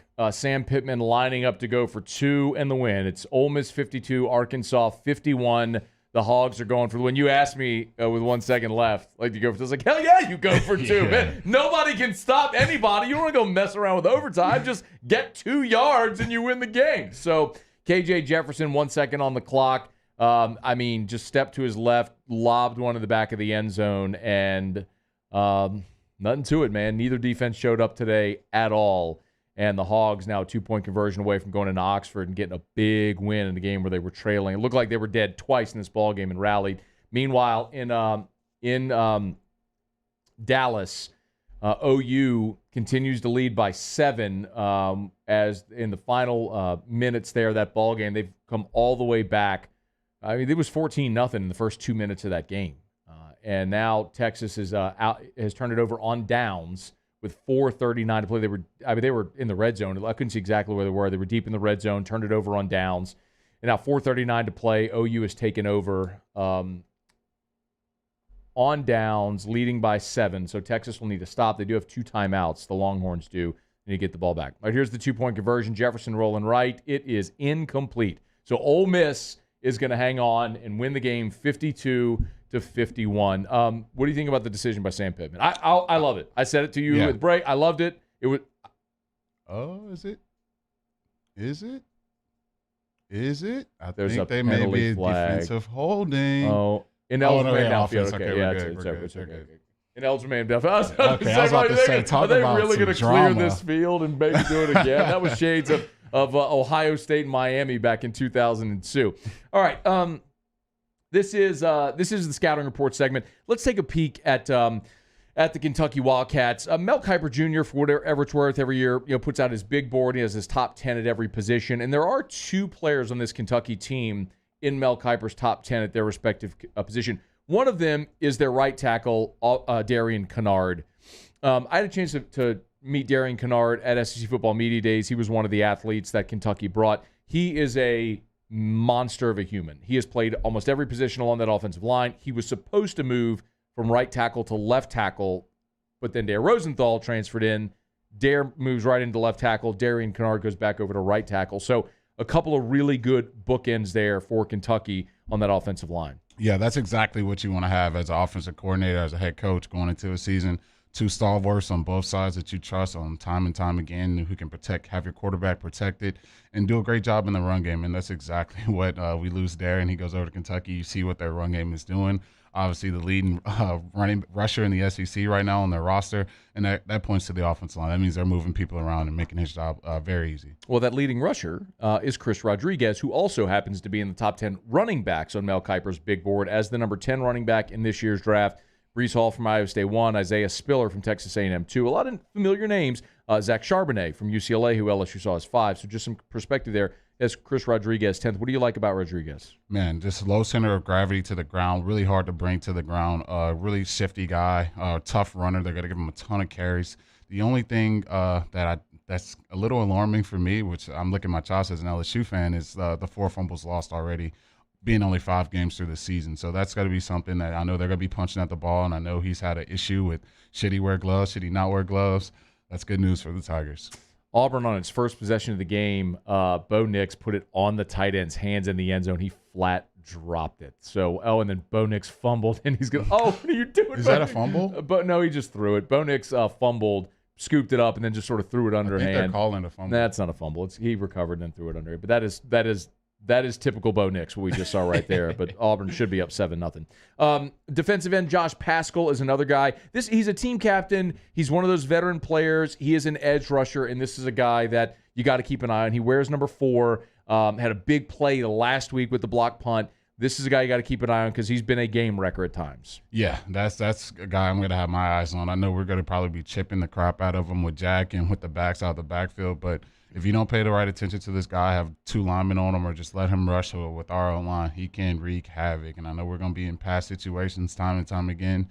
He can wreck this game. So you definitely want to have your eyes on Paschal because he can definitely go. Safety Yusuf Corker is another guy worth keeping an eye on. He was second-team All-SEC a year ago by Pro Football Focus. He's one of the more underrated players in this Kentucky defense. Just 11 games last year at 77 tackles and a couple of picks. So keep an eye on Corker in the back end of the defense. Also linebacker DeAndre Square. Square wears number 17, and he's a guy who, he was really counted on to replace Jamin Davis, who was the first-round draft pick a year ago, that production there at the outside backer spot. But you could tell, man, this Kentucky defense has players. It may not be the top 15 pick like a Davis, but they got guys all over the field that are draftable prospects. Yeah. Stoops has recruited them well, man. Finding guys on the bottom half, maybe 4 stars on the fringe of being 5, and finding those guys to come play for that defense, man. Just a ton of talent on their defense. You see with their turnover differential, you normally have a turnover differential like that. Teams are scoring a ton of points. So it goes to show you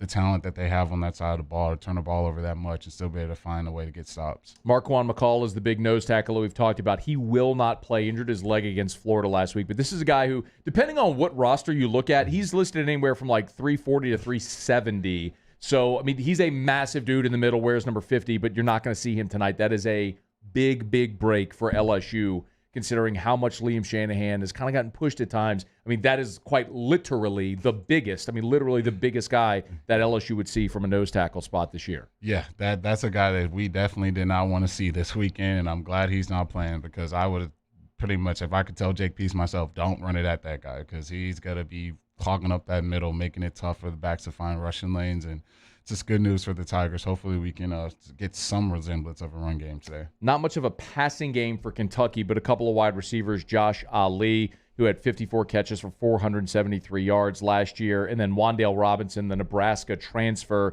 He's a former Mr. Football in Kentucky, went to Nebraska, is now back, and he is the SEC's leading receiver right now. Keyshawn Butte leads the nation in touchdown receptions, but it's actually Robinson who leads the SEC in receiving through 5 games. We mentioned Chris Rodriguez. Also keep an eye on the tight ends with Keaton Upshaw and Justin Rigg. This is interestingly enough, just an offense that, that they're not super explosive, but you can see it over and over again. They got a lot of guys on there that could very well hear their names called at various points throughout the draft. You're going to hear coming up in our final hour an interview I did with Matt Jones of Kentucky Sports Radio, and he's a little bit of a spoiler. I'll throw it out there, but in the last 5 years, Alabama, LSU, most players drafted from the SEC. Number 3, Kentucky. the Kentucky Wildcats. Blew me away. Yeah. But it goes to show you, while teams like Georgia and Florida have had the first round, the blue chip top tier talent, the way Mark Stoops has recruited and developed, they have put guys into the draft in the later rounds. Not the top tier guys. You had Jamin Davis last year, and you have those every now and again. Like Darian Kennard, this will be a top tier pick, but while they might not have the multiple of day one or two guys, they get a lot of guys have their names called in the draft. Oddly enough, it's a stunning number. So this is a sneaky sort of deep, talented team that LSU is going to face in Lexington tonight, although with some holes, like we've discussed so far throughout this week. All right, it is Eagle 98.1 Game Day, presented by your local Super Chevy dealers and Home Bank. So Auburn did retain possession, and they settle for an Anders Carlson field goal, a chip shot field goal. So Georgia, a bit of an opposite of what Ole Miss did a week ago, go deep on the opening drive, passing on the field goal, but Auburn does settle for 3. So Auburn up 3-0 early in that ball game, and Texas with the answer. A 31-yard touchdown reception for Xavier Worthy. Now the Longhorns a PAT away from tying this game here in the final minutes. Yeah, more than a football, man. Yeah, I think that game went into overtime last year, if I'm not mistaken. It was 4 overtimes last year. Yeah, so it looks like they could be headed right for another overtime. Minute 23, do you go for 2? No, I don't go for 2 here because you're going to have the lead yourself. So unless Texas gets it back and has scores with a couple seconds left, then if I'm Texas, I go for 2. But if I'm OU, I just take my points. Really, this is Texas just scored. Oh, no. Too much time. Okay. They just need a field goal. Yeah. So even if you go for 2 here, it really doesn't change much. So not too much time on the clock to go for 2 right here. Minute 23 to play in the ball game. Texas does tie it with the PAT. 48-all. We'll keep you posted. Glad you're with us here. Talking Tigers is next on Eagle 98.1 Game Day.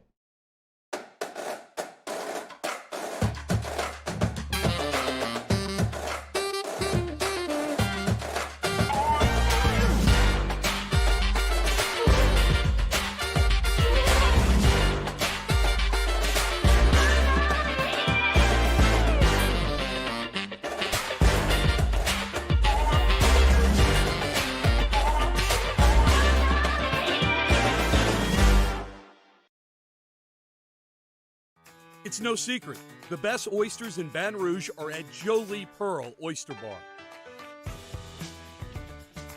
Enjoy mouth-watering South Louisiana flavor and oysters from all over the country. And don't forget our nightly drink specials.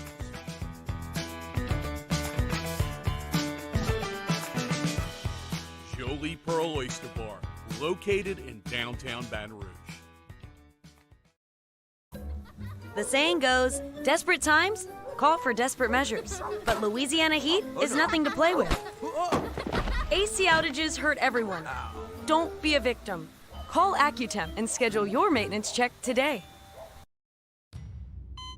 They said I was small, weak, said my heart wasn't strong enough. But I showed them what heart looked like, again and again and again.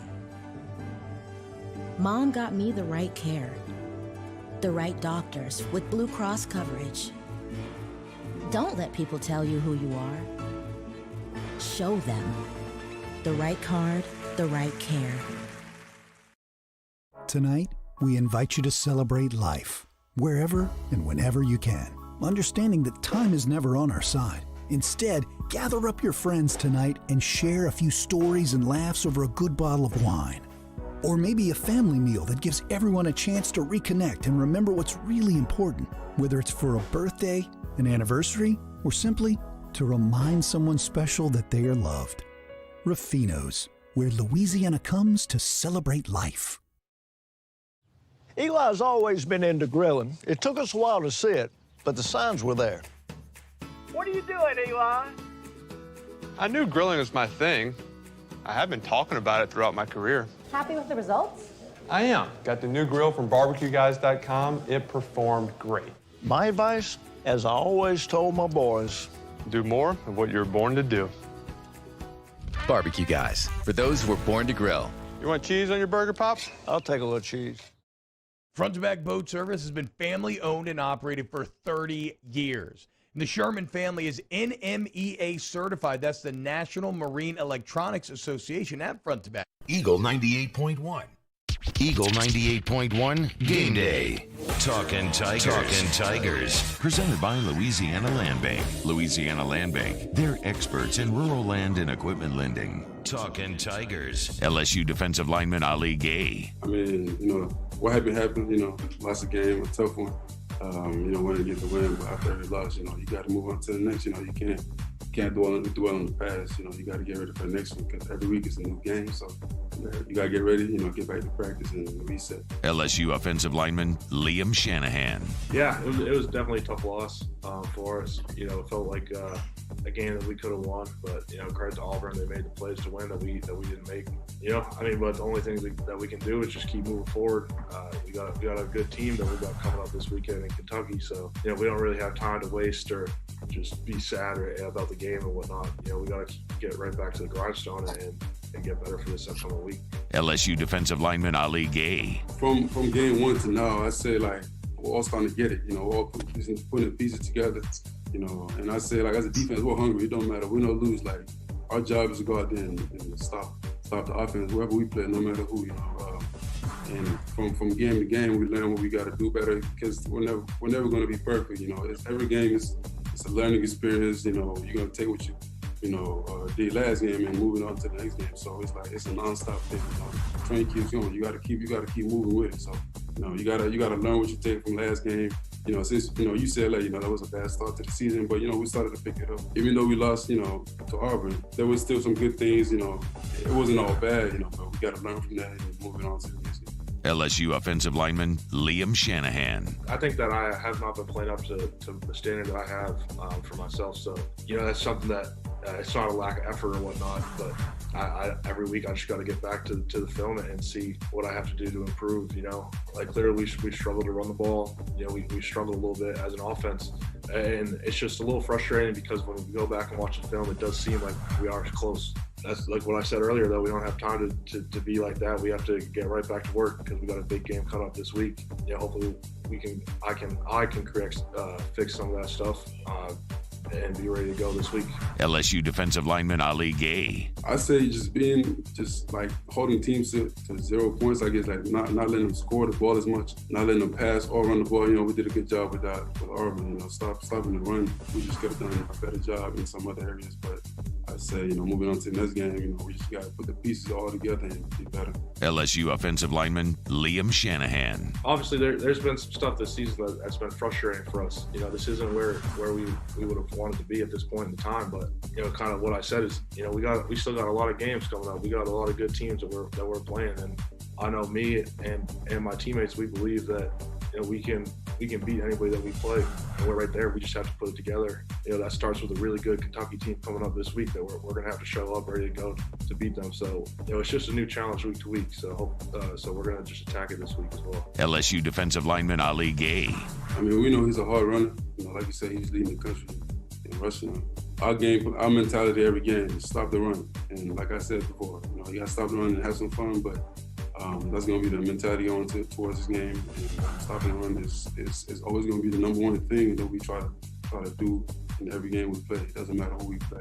No matter how good you are. Our mentality and goal is always going to be to stop the run. LSU offensive lineman Liam Shanahan. Yeah, they got some playmakers for sure on defense. I think they're, if I'm not mistaken, they're top 10 defense kind of statistically nationally. So it's a new challenge for us. It's going to be like that every week, though. We don't really have any. Every team that we play is good from here on out. It's just something that we're going to have practice coming up this afternoon, meetings and stuff. We'll start getting some more of the game plan and hopefully start getting the ball rolling a little bit for this week. Talking Tigers. Eagle 98.1 Game Day. The saying goes, desperate times call for desperate measures. But Louisiana heat is nothing to play with. AC outages hurt everyone. Don't be a victim. Call AccuTemp and schedule your maintenance check today. They said I was small, weak, said my heart wasn't strong enough. But I showed them what heart looked like, again and again and again. Mom got me the right care, the right doctors with Blue Cross coverage. Don't let people tell you who you are. Show them. The right card, the right care.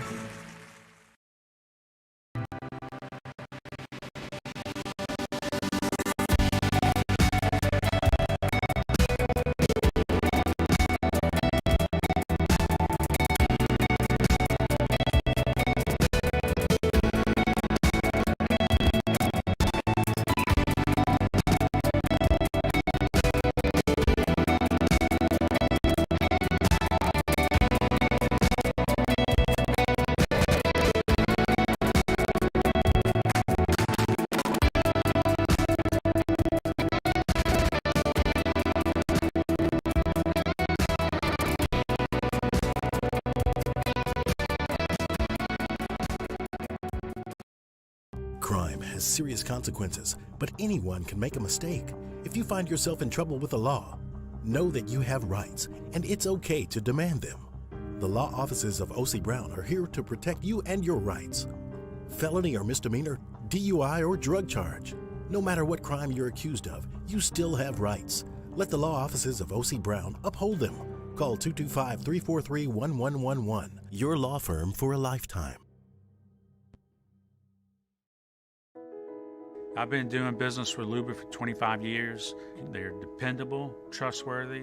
It's just the attention to detail with our clients. Our folks have years and years of experience. They're highly trained professionals, but many companies have that asset.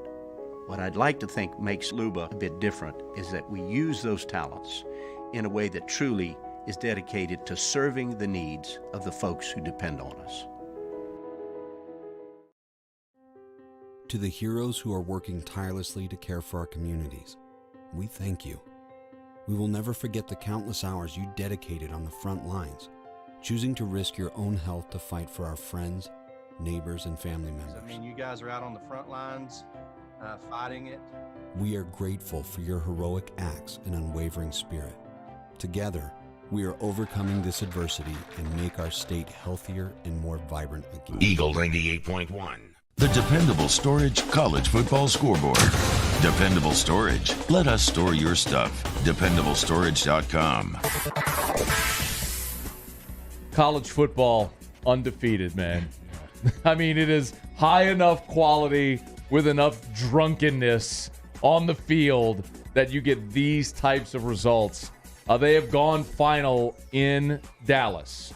Oklahoma improbably rallies, down 28-7 in the first quarter. Back and forth they went, and it looked like Oklahoma was going to try to play for a 50-yard field goal to win. They hand the ball off to Kennedy Brooks with about 10 seconds to play in the ball game, just to center the field goal try. He made a guy miss, found a crease, and housed it from 33 yards out. OU beats Texas 54-48. To remain unbeaten, by the way. We were pumping the soccer a little too soon, man. A little too soon, man. That's a great comeback by Texas. By Oklahoma, and the quarterback change. Who would have thought before this game that OU would beat Texas in the Red River rivalry with their backup quarterback, man? And I never pictured Spencer Rattler being not this team's quarterback, but I don't think it's a controversy now. You play like that, and you get this team in a position like that, especially after being down by so many points. You got to ride with Caleb now. Caleb Williams ended up 16 of 25 for 212 and 2 scores. Also had a 66-yard touchdown run in the ball game for the Sooners, who are ranked 6th. They moved to 6-0 on the season with the rally behind their former 5-star quarterback, who I tend to agree with you. That's a massive storyline around college football now, because Oklahoma remains undefeated, and we have just sort of conceded that they won't have a spot in the playoff, but they're undefeated, and boy, what a win that was. They're underway on the Plains. Auburn takes the opening possession. They kick a field goal. The field goal was tipped, by the way. Wow. It was tipped and still went through 3-0. Auburn got a stop, and then a tip ball interception. Georgia now with the ball deep in Auburn territory. They're at timeout right now, but Georgia is in the red zone, trailing 3-0 late in the first quarter. Feel good about my spread pick. I thought Auburn could cover that spread. I think it was at 15.5. They're playing them tough. It's a tough game to play. Auburn's going to get up, especially after winning last week. They're going to feel really good about themselves. It's a big rivalry game. I think Georgia comes through, but it's going to be a tough game for Georgia.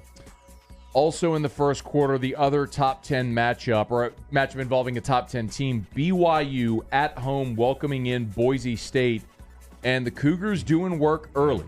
4 minutes to play in the first. BYU undefeated and ranked 10th. Don't get me all this talk about Cincinnati. Yeah. I mean, if you're going to talk Cincinnati, BYU's got every right to be part of that conversation at this point as well. BYU leading Boise 10-0. Yeah, that's what I said before the show, man. It's just one of these little non-Power 5s are going to find a way. I guess BYU is Power 5, but, man. Well, BYU isn't Power 5. They're not. But here's the difference. BYU has beaten Arizona of the Pac-12, Utah of the Pac-12, Arizona State of the Pac. They have 3 Power 5 wins already, and they still have a game at the end of the season against Southern Cal. They will also play at Baylor, at Washington State, and home against Virginia. My point is that I've always made about the Group of 5, and BYU's a football independent, but the point I've always made is if you actually want to be in that conversation, take your 4 non-conference games, schedule Power 5 road games, then we can have a conversation. I don't know if BYU is going to run the table, but I respect more what BYU is doing than I'll ever respect what Cincinnati is doing, playing one significant game against Notre Dame and then the rest of their garbage schedule. So kick rock, Cincinnati. I'll actually pull for BYU because if they run the table with this schedule, I'm good with it. They should be in. Jay Hill, Arizona, Utah, Arizona State, Baylor, Washington State, Virginia, USC. That's 7 Power 5 opponents. Yeah. It's not the most daunting schedule, but it's 7 Power 5 opponents and South Florida, Utah State, Boise State. Now you got an Idaho State and a Georgia Southern mix in there as well, but they've at least challenged themselves more so than Cincinnati. Yeah, that's a way tougher schedule to run the table on. So many things can go wrong. It's college football. It's so hard to get up every single week. If BYU somehow finds themselves 12-0 at the end of the season, man, that's going to be impressive no matter how you slice it. I'd be good with it. If they are undefeated against that schedule, put them in. I'm good. Speaking of undefeated, Wake Forest, the last remaining undefeated team in the ACC at 5-0. They're trailing in the Carrier Dome. It's early. End of the first quarter, a minute left in the first quarter. 7-3 Syracuse on top of Wake Forest. The Godfather likes Syracuse in that one, right? Syracuse in the points. Yeah, that's what he took. Yeah, I don't never put too much stock in some of these teams who aren't traditional powerhouses early on in the season. That's just, you don't know enough about them. So that's exactly how I feel about Wake Forest. Just don't know enough about them to really put them up there in that high regard to where you got to put some respect on them. So, yeah, it's not shocking they're losing to Syracuse. Another one of the Otters picks was Navy, who's hosting 24th ranked SMU. Navy's just 1-3. Mm-hmm. SMU 5-0, ranked 24th, all tied at 7 with 4 minutes to play in the first quarter. So, tight ball game there early at the Naval Academy. They are underway at Kinnick Stadium in Iowa City. That's the game on Fox. 4th ranked Penn State, 3rd ranked Iowa. Crowd is on fire. Did you see how they did the stands?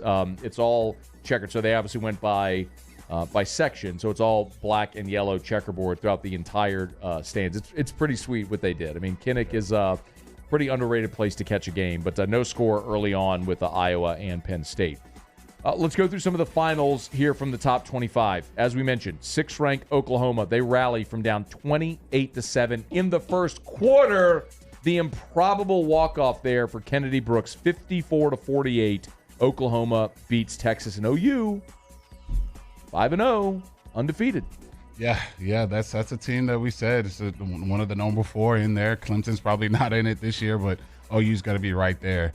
That was a big comeback, man. That's going to give them a ton of confidence throughout this season, and it's looking like they're going to run the table with how their schedule's set up going forward. Ohio State, no trouble with Maryland, 66-17. It's funny how the season goes along. You get September, you think you know things about certain teams. They play a little more, and the cream usually rises. Ohio State looks like they're hitting their stride. 5-1, ranked 7th in the country. No trouble today with Maryland. Also in the Big Ten, 11th ranked Michigan State, 11th ranked and undefeated Michigan State. Some interesting storylines here in a year where it feels somewhat wide open for the playoff. Michigan State goes on the road to Piscataway. They beat Rutgers 31-13. They blank Rutgers in the second half. That was a close game at halftime. It was 21-13 at half. 31-13 is your final there.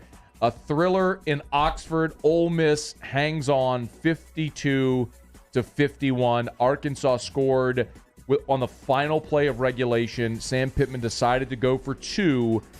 It was an incomplete pass into the end zone, and Ole Miss survives 52-51. Yeah, safe to say maybe Lane wasn't too crazy for going for all those fourth downs. That defense is bad, man. Ole Miss defense.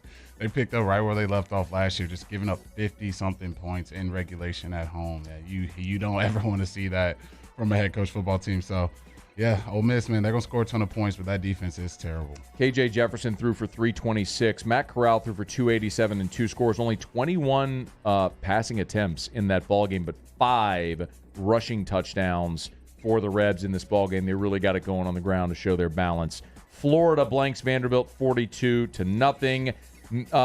The rest of the top 25 still to come today. 9th-ranked Michigan. They're on the road against Nebraska as a 2.5-point favorite there in Lincoln.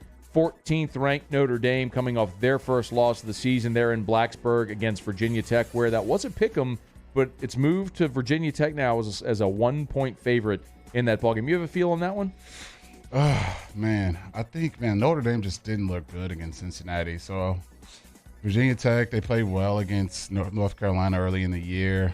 I'm gonna go Virginia Tech here.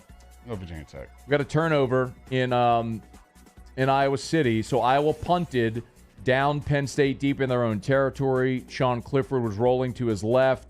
To avoid the sack, he just let up a prayer, do it right to the Iowa defender. So the Hawkeyes now have the ball at the Penn State 10-yard line. They'll threaten first here. Meanwhile, Georgia has added a field goal. They're tied at 3 now. Georgia and Auburn still in the first quarter. Tonight, Bama and Texas A&M. That's the 7 o'clock CBS kickoff. 25th-ranked San Diego State hosts New Mexico. Some finals from earlier in the week. 15th-ranked Coastal Carolina. They beat Arkansas State 52-20. Cincinnati. They beat Temple 52-3. And last night, Arizona State 28-10 over Stanford. Are you a little surprised at Stanford? You know, they come off the Oregon upset and then go on the road, and really, that was never a game. I mean, Arizona State was I don't know if you watched much of it, but Arizona State had no trouble with that game at all. Kept Stanford at arm's length throughout. Yeah, Stanford's kind of remind me of the Saints this season. They get up one week and play out of their mind, and then the next week they just totally disappear. It's just no consistency right from Stanford right now. You would think that they would be a lot more competitive, especially the way they play USC, the way they play Oregon.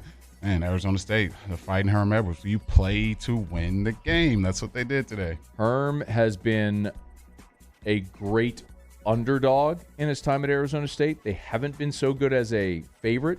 Last night, though, as a 2-touchdown favorite, win, cover, it was an impressive performance there by Arizona State, who, of course, lost to BYU. I mean, and then you look at it, Jeremy, you go, man, the more those teams win, the better that the BYU win looks like. They got a lot of work ahead of them, but everyone's talking about Cincinnati. Yeah. Don't sleep on BYU. They have by far the better opportunity because of their schedule. Yeah. I threw them in there for a reason, man. I saw what they were doing. I like the way they've been playing this year. And they're going to get some juice, man. They're going to start heating up and playing better. Then, God forbid, they beat USC and some of these teams on their schedule. They're going to be right there in the thick of things for the playoff. Outside of the top 25, let's look at the rest of college football. Old Dominion beating Marshall 10-6 nearing the end of the third quarter. In the ACC, Virginia on the road in Louisville. The Cavaliers with a 13-10 lead with about 5 minutes to go before halftime. We also are taking a look at Florida Atlantic at UAB. The Blazers 14-7 still in the first quarter there. Liberty and Hugh Freeze, they just keep going rolling. 14-0 on top of Middle Tennessee nearing the end of the first quarter. At the end of the first quarter in the ACC, North Carolina 10-0 on top of Florida State. What a drop for the Noles at 1-4 on the season. They got their first win of the season against Syracuse last week, but not looking good so far. And you wonder, does Mike Norvell actually have that thing pointed in the right direction? It's a tough question to ask, right? You don't want to keep having regime turnover, but the same question is, if the guy you have isn't the guy to point it in the right direction, you don't keep going down that direction. You change course. But I don't know about Mike Norvell, man. That really competitive opener against Notre Dame where they blew it late, and they just have not gotten up off the mat.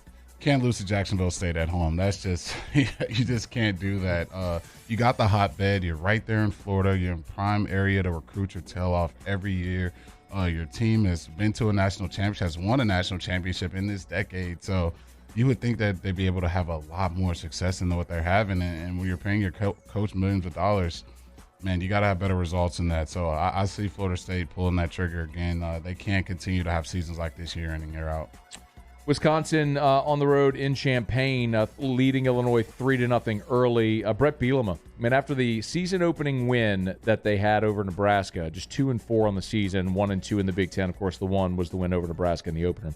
UConn leading UMass 10-7. Attaboy Otter.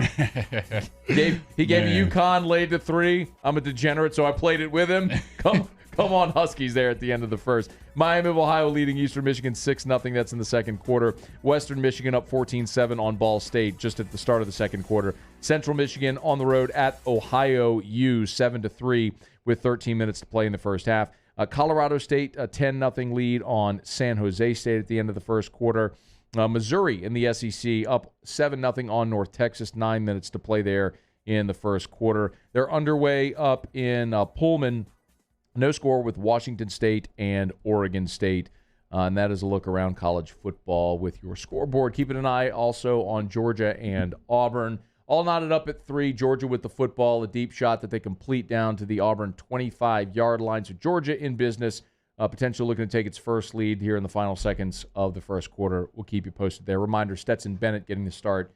JT Daniels still with that lat injury, not playing today for Georgia. Probably the right move. And I guess what a luxury it is to have a guy like Stetson Bennett, a former walk-on who, with Daniels' injury last year, got the start for Georgia early in the season, played some key games for them. It's rare that you have an experienced backup like that, but Georgia has it to go on the road in a game like this. Yeah, what a guy to have, what a backup to have. He obviously didn't throw for a ton of yards last week. I think he would have 83 passing yards last week, but when you're running it down Arkansas, they didn't need it. Yeah, you don't need it at all. He's going to have to use his arm today, though. Auburn isn't just going to let you run it down your throat, so let's see, man. I think Georgia definitely wins this game, but I think Bo may make a couple plays, man. Let's see Bo Nix, man. So let's see you make a couple. All right, it is Eagle 98.1 Game Day, presented by Home Bank and your Super Chevy dealers. Still to come, Skull Sessions with Jacob Hester. We will hear from Matt Jones of Kentucky Sports Media. We'll go inside the stadium with Michael Cobble of WBRZ, Keys to the V. A lot to get to as we're counting you down to LSU and Kentucky here on Eagle 98.1 Game Day. They said I was small, weak, said my heart wasn't strong enough. But I showed them what heart looked like. Again and again and again. Mom got me the right care, the right doctors with Blue Cross coverage.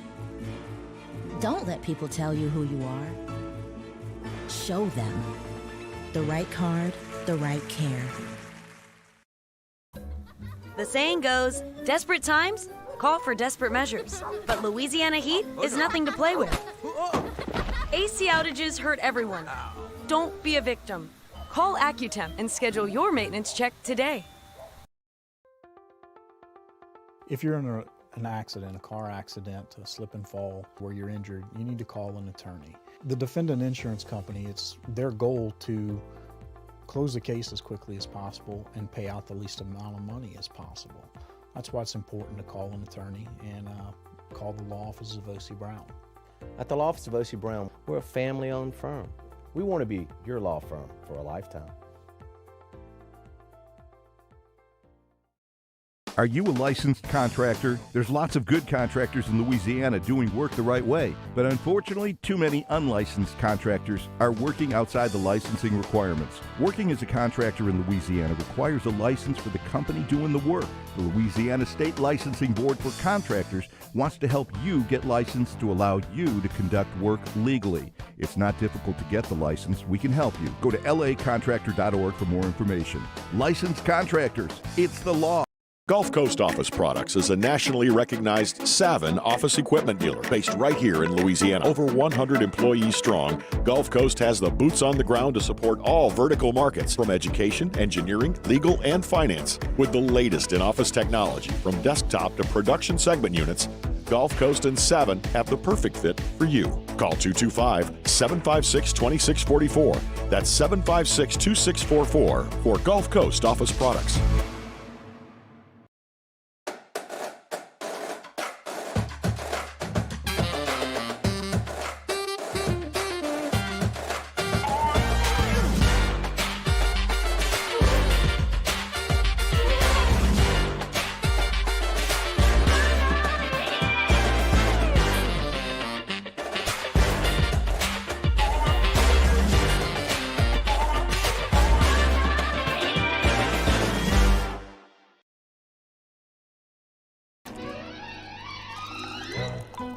Le posso offrire un caffè? Le posso offrire un caffè? Andiamo insieme da me, non c'è.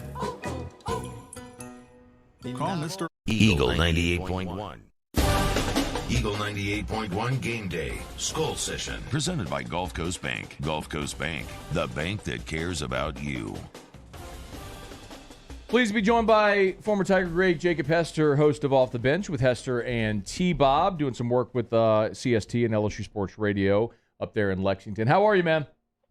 Hey, what's going on, guys? How y'all doing? Doing great, man. Hey, I'll start it off, then I'll hand off to Hill over here. We know that Mccall, the big defensive tackle from Kentucky, not going to play in this ball game tonight.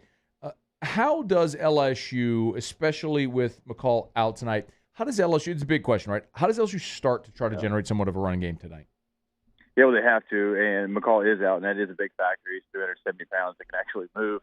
Hayes, the guy coming in, is a pretty good player as well. When you look at how he's graded this year, he's still in the high 70% range. So he's a player that's a good player, not as good as McCall, obviously, but still some trouble there. And if you're LSU, you just got to do something different. I know that everything you've kind of done hasn't worked yet. When you look at what they've done, they've been an inside-outside zone team. We talked about some gap scheme stuff and last week, only 13 rushes by running backs. They really didn't try too much in the run game. So look to see some different things tonight. I would fully expect to see some of the push, pass, jet sweeps, whatever you want to call those, to the receivers, try to get on the edge. I would see some run at a maybe pistol. That could be something that you'd see from LSU because you're a shotgun team. We know that. You're not going to line up under center like you did for so long. But if you're in pistol, you can still be in gun. And although you're in gun, it's still like you're in I formation for the running back because you at least get that head start on zone runs, on stretch runs, and you're able to see it. And so maybe that's something that can get some of these running backs going, getting some, a little head of steam before you hit the line of scrimmage. I've never been a fan of going east and west and running out of shotgun. So at least you get to go north and south a little bit. I would expect to see some of that from LSU. We haven't seen that just yet because you've got to try something. I mean, you have to try to at least have the threat of a run game. We all know the storylines. Last week, Auburn dropping 8 guys in the coverage, sometimes even 9 guys. So look to see some different things. That doesn't mean it's going to be effective. You've still got to block what I think is a very talented front seven. So it's a challenge for LSU, but something they have to commit to.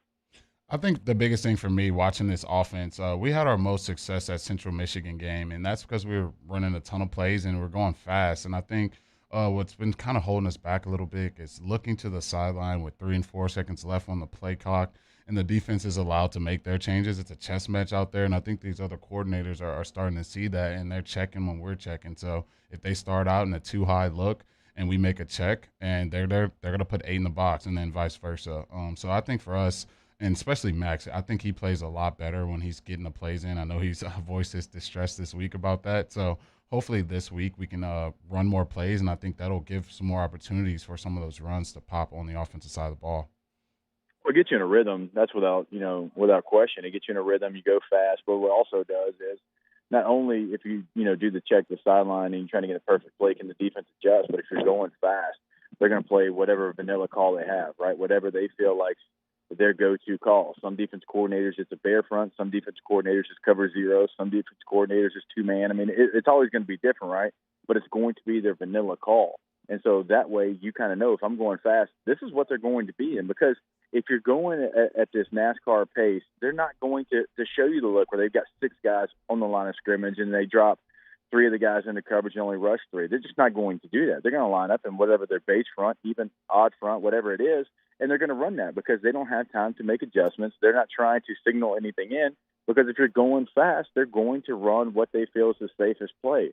And so you as a coordinator, you know what that safe play is because you've seen the 3 plays in a row. And so you start to call some of your stuff based off that. So you get into that play that you were trying to get to when you look over at the sideline. So I hope that goes away. I know there's a lot of LSU fans that hope the same thing. If you want to do some of it sometimes as a switch up, that's fine. But certainly not in a drill like a 2-minute deal where you've got to score, you've got to get on the ball, you've got to go.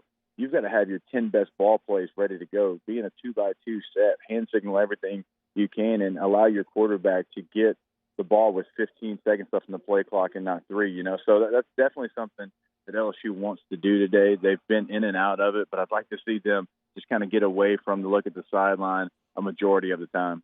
Yeah, I think another thing, and it goes for both sides of the ball, and it's kind of reared its ugly head in the losses that we've played this season, and that's both new coordinators making adjustments in the second half. I think the coordinators that they've been going against this season have done a better job. You watch what Auburn did in the second half, finding a way to, be down 9 points and come back and win that game. And the same for UCLA. They're just running the ball in the fourth quarter, keeping our offense out the field, 4-minute drilling us, really wearing us down.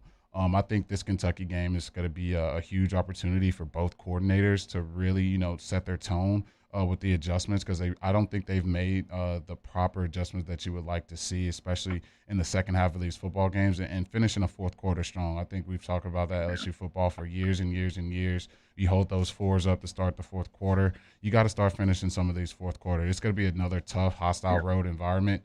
You want to be playing in the second half a lot better than we have this season. No, yeah, the environment's going to be great. I've been on this field. I'm actually on the field right now, and they've probably shown about 8 clips from the 2007 game, so they're ready to go. Like that is what they're going to be showing on a loop. Like every angle that you can imagine Charles Scott getting stopped, they've showed that.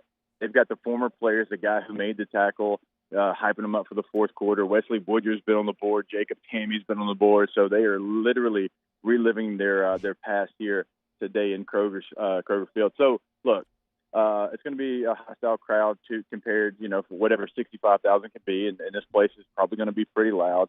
But as far as the adjustments, I think the defense has made enough adjustments. It's not on them for me. It's on the offense. Durante Jones, ever since the second half of UCLA, has really adjusted nicely, but they're just waiting for the offense to help them out. Hey, man, throw a stinking haymaker, knock the other team out, put the game away. It's 2 weeks in a row. You've had the team on the ropes, and you have not been able to knock them out. And the defense is just out there playing play after play after play. Eventually, yeah, you're going to get tired. They're going to figure some things out on the other side of the football. And you're going to have to try to either hold on like you did against State, or you're not going to be able to be victorious like you were against Auburn. So I don't put this on the defense at all. I think the offense has to help them out and continue to try to be on the front foot whenever you've got these leads and score some points, because you stalled out the last 2 games, and now you're going to have an opportunity, hopefully, to put a game away, and you've got to show that you can do it. Hey, Jake, Dickie Lyons, are you going to be there today? I don't know, man. The Holy Cross grad, him and Craig Stelz know each other pretty well from that game. I would assume Dickie Lyons will be here. Andre Woodson, Raphael Little, I'm sure the whole crew will be here. Come on. Look, as much as I enjoy what Mark Stoops has done at Kentucky, they don't have many moments to be able to celebrate. So if you've got one where you beat the number 1 team, although people forget, I think we won the national championship that year. Yeah. So some of the things people have been saying to me around town, I wish I would have brought my ring. That would have been a good opportunity. Matt East would keep it in the backpack. It's not loose in the bottom of your backpack? I took it out because you got on me so hard. I actually took it out and put it in a ring box. But, Imagine that. I think they actually forgot that we did win a national championship even after they beat us. He's Jacob Hester, of course, from Off the Bench, Hester and T-Bob, weekday mornings, 7 to 10 on 104.5 ESPN Baton Rouge. Hey, man, have a great night. Let's hope the Wildcats don't get another memorable win against the Tigers tonight, man. Tigers get things back on track tonight. Thanks, Hess. Yeah, it sounds good to be a big win, boys. See if we can go get it. All right, man. We appreciate it. Jacob Hester, he's got a lot of SEC Network responsibilities as well. We normally do two segments with Hess, but we'll do one. When we come back, we'll do our second skull session. I'm going to ask Jeremy about LSU's defense, especially no Joe Evans tonight, no Major Burns. How does LSU compensate against this Kentucky offense? We'll get to that when we continue. It's Eagle 98.1 Game Day, presented by Home Bank and your Super Chevy dealers. ServiceMaster Elite create clean, disinfected work environments. As a local business, we take pride in serving the New Orleans and Baton Rouge areas. Our cleaning protocols follow CDC and OSHA standards for healthcare settings, offices, senior living, restaurants, and industrial plants. Contact Service Master Elite to get your operation ready for reopening with germ disinfection cleaning. Service Master Elite, the trusted choice in professional cleaning since 1996. Starting in 1974, Central Plumbing has served Baton Rouge and surrounding areas for all of their plumbing needs. Through these tough and trying times, we want you to remember that the Payne family is here to continue to support and serve you. As a multi-generational business, there is no job that is too big or too small. Residential, commercial, industrial, hospitality, we're here for anything you need. 24/7, 365. Give us a call, 225-925-8552. It's no secret. The best oysters in Baton Rouge are at Jolie Pearl Oyster Bar. Enjoy mouth-watering South Louisiana flavor and oysters from all over the country. And don't forget our nightly drink specials.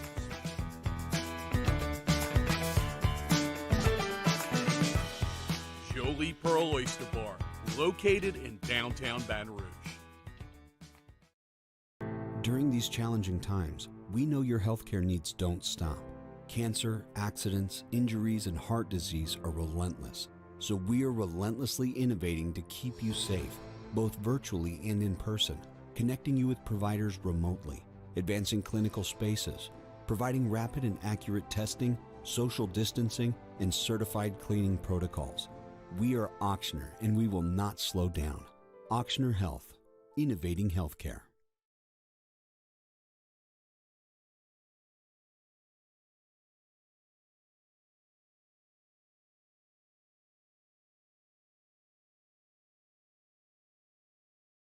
Chevrolet values. For all the incredible trade-a-thon details, please visit mynextchevy.com or find new roads to Supreme Chevrolet in Gonzales and Supreme Chevrolet West in Plaquemine, where you can always expect more.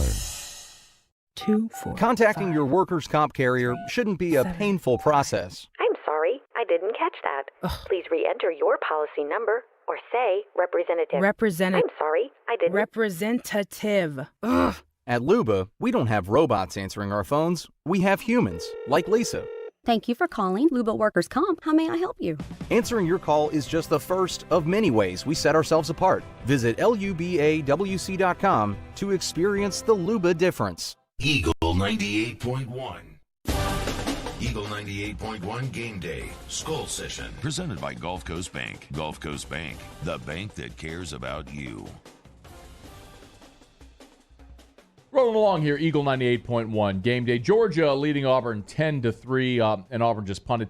Georgia had a drive together, and a Smoke Monday, the safety from Auburn, hit Stetson Bennett on a scramble and was called for targeting. So Smoke Monday has been ejected from the game. Georgia would punch it in. Auburn, subsequent possession, has punted.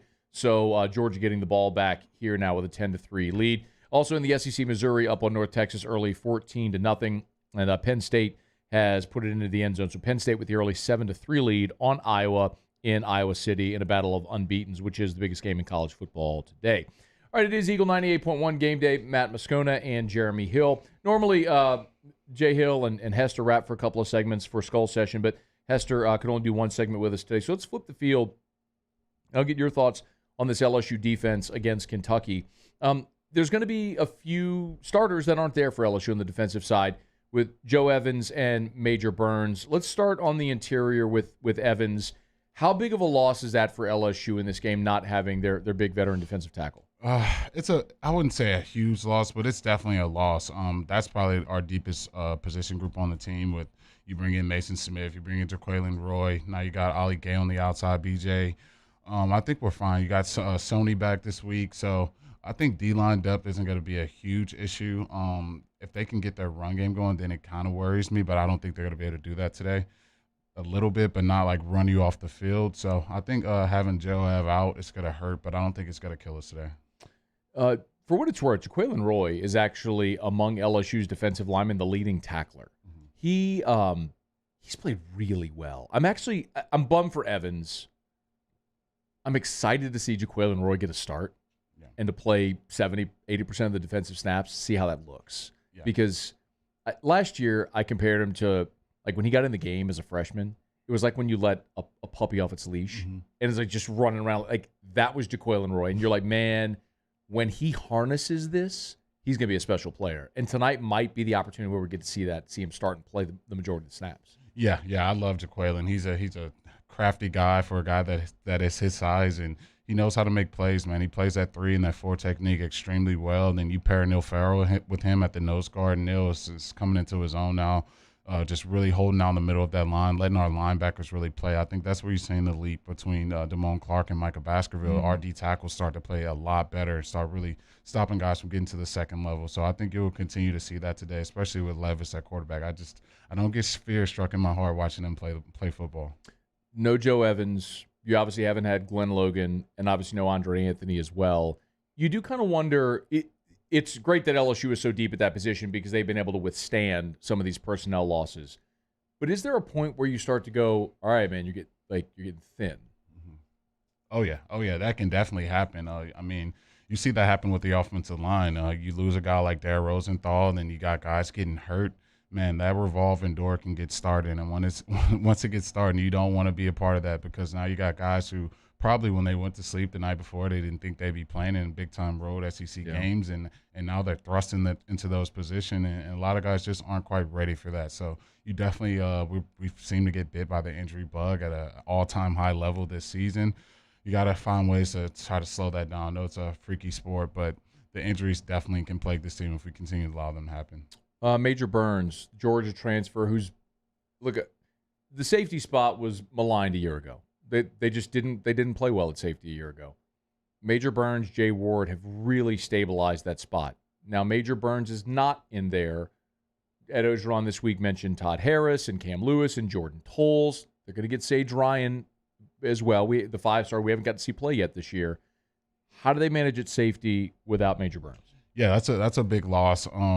I know we saw how the secondary was when Jay Ward wasn't playing during the season. So now you got Major missing, who has an interception this year and has been playing well, if you ask me. I think they bring in Cam Lewis. That's who they brought in Central Michigan game. I think he's done an okay job, and he's had a sack this year. He's played well in this defense. I think that's the direction Durante Jones and the crew goes. You also mentioned Damone Clark, and I wanted to bring that up because Damone Clark has been SEC Defensive Player of the Week. He's LSU's leading tackler. I looked at Damone coming into this year and thought, okay, a game like Mississippi State when he had 15 tackles, that's the game that suited Damone Clark. We know that he can defend sideline to sideline. Athletic guy. The problem Damone Clark had previously was, honestly, in a game like this, when you had to be in the wash and you had to shed an offensive guard and make a play. These were the games where he struggled. It seems like he's improved there this year. And is a guy that went from being maybe a third down linebacker in the NFL to he might be an every down linebacker in the NFL if he plays like this. With this let me ask you, with this matchup specifically because of Kentucky and their ability to run the football, what do you look for from Damone Clark?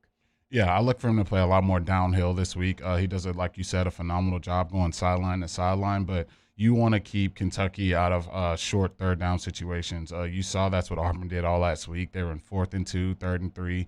You want to avoid those situations if you're the LSU football team, and that allows Damone and Michael Baskerville to play more downhill and really stuff them at the line of scrimmage. Our defensive tackles have been playing well ever since that UCLA game, and I think that's going to be the recipe to force Levis to throw the ball on third downs because I think we got the matchups on the outside with our defensive backs. One more is Wandale Robinson from Kentucky, who's leading the SEC in receiving. Kentucky doesn't have a big explosive pass game, but they have a big explosive player. It's almost like, well, I would say that the teams you played on at LSU, but actually those were explosive passing, the rare explosive passing game offenses with Mettenberger throwing to Odell and Jarvis. But typically throughout the Miles era, it looked like this, right? Yeah. You got a couple of backs, a really big offensive line, fantastic running game. You don't throw it a bunch. You try to be efficient when you do throw it. And some big play receivers. That's Wandale Robinson. He is a big play receiver. He's a big play threat for this offense. So if you're LSU, how do you defend against Wandale Robinson in the big play? Yeah, I think we talked about it on Hunt Hill this week. I think his best comp is like a guy like Skylar Green or a guy like Percy Harvin. not a traditional receiver that you run double move routes with and scheme him up on someone's DB, but a guy you just want the ball in their hands. And those type of guys, you got to put attention to them. You see them going in jet sweep motion. You got to make sure your force is there to make him turn upfield. They're going to throw him a ton of screen plays. You got to have guys around the line of scrimmage. And don't be scared to press him. I think that's what we're probably going to do. You got to have a guy right in his face. Don't allow him to get the cheap, easy stuff and make him earn everything. I think that's probably going to be the best route before he starts getting open field and making splashes. It is Eagle 98.1 game day. We are going to find out more about this Kentucky Wildcat team. Matt Jones, Kentucky Sports Radio. He's coming up next for our opposing media segment. This is a guy who's syndicated throughout the state of Kentucky, 40-some-odd markets. He's as good as it comes when it comes to covering the Wildcats. So you'll hear from him here in just a minute. Georgia has gone into the end zone again. They now lead 17-3. They're threatening to blow the doors off Auburn in that game early. Meanwhile, in Iowa City, Penn State scored. Iowa grabbed an interception. So 7-3 Penn State. Iowa grabbed an interception. They're second of the first quarter. And then off a tip pass, Penn State gets that ball right back off an interception of their own. So Penn State now has the ball in Iowa territory, up 7-3. If you're Iowa and you've already had 2 takeaways in the first quarter and you're losing, not a great start for the home team. Yeah, that's a huge red flag for their offense. You definitely want to try to capitalize off of those situations. You turn them over, at least punt it back. You can't give it back to them in your own territory and allow them to just get an easy 3 without really having to do anything, really having to fight for it. So a shocking start for the Iowa Hawkeyes at home, but it's a long football game. I think they'll continue to try to fight back and make plays. We'll keep you up to date. A scoreboard still to come when we come back, though. As we mentioned, Matt Jones of Kentucky Sports Radio will join us. It's Eagle 98.1 Game Day, presented by Home Bank and your Super Chevy dealers. To the heroes who are working tirelessly to care for our communities, we thank you. We will never forget the countless hours you dedicated on the front lines, choosing to risk your own health to fight for our friends, neighbors, and family members. I mean, you guys are out on the front lines fighting it. We are grateful for your heroic acts and unwavering spirit. Together, we are overcoming this adversity and make our state healthier and more vibrant again. Ochsner Health. I've been doing business with Luba for 25 years. They're dependable, trustworthy. It's just the attention to detail with our clients. Our folks have years and years of experience. They're highly trained professionals, but many companies have that asset. What I'd like to think makes Luba a bit different is that we use those talents in a way that truly is dedicated to serving the needs of the folks who depend on us. The saying goes, desperate times call for desperate measures. But Louisiana heat is nothing to play with. AC outages hurt everyone. Don't be a victim. Call AccuTemp and schedule your maintenance check today. They said I was small, weak, said my heart wasn't strong enough. But I showed them what heart looked like, again and again and again. Mom got me the right care, the right doctors with Blue Cross coverage. Don't let people tell you who you are. Show them the right card, the right care. If you're in an accident, a car accident, a slip and fall where you're injured, you need to call an attorney. The defendant insurance company, it's their goal to close the case as quickly as possible and pay out the least amount of money as possible. That's why it's important to call an attorney and call the law office of O.C. Brown. At the law office of O.C. Brown, we're a family-owned firm. We want to be your law firm for a lifetime.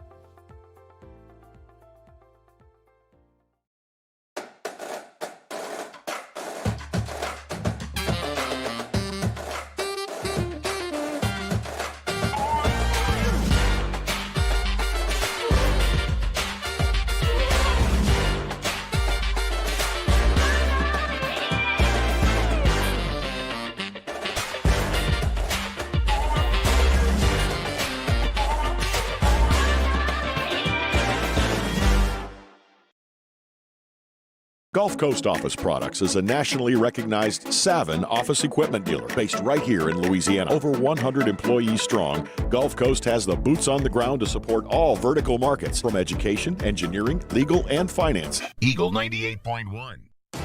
Eagle 98.1 Game Day. Opposing Media. Presented by ETEL. ETEL, Louisiana's fastest internet provider.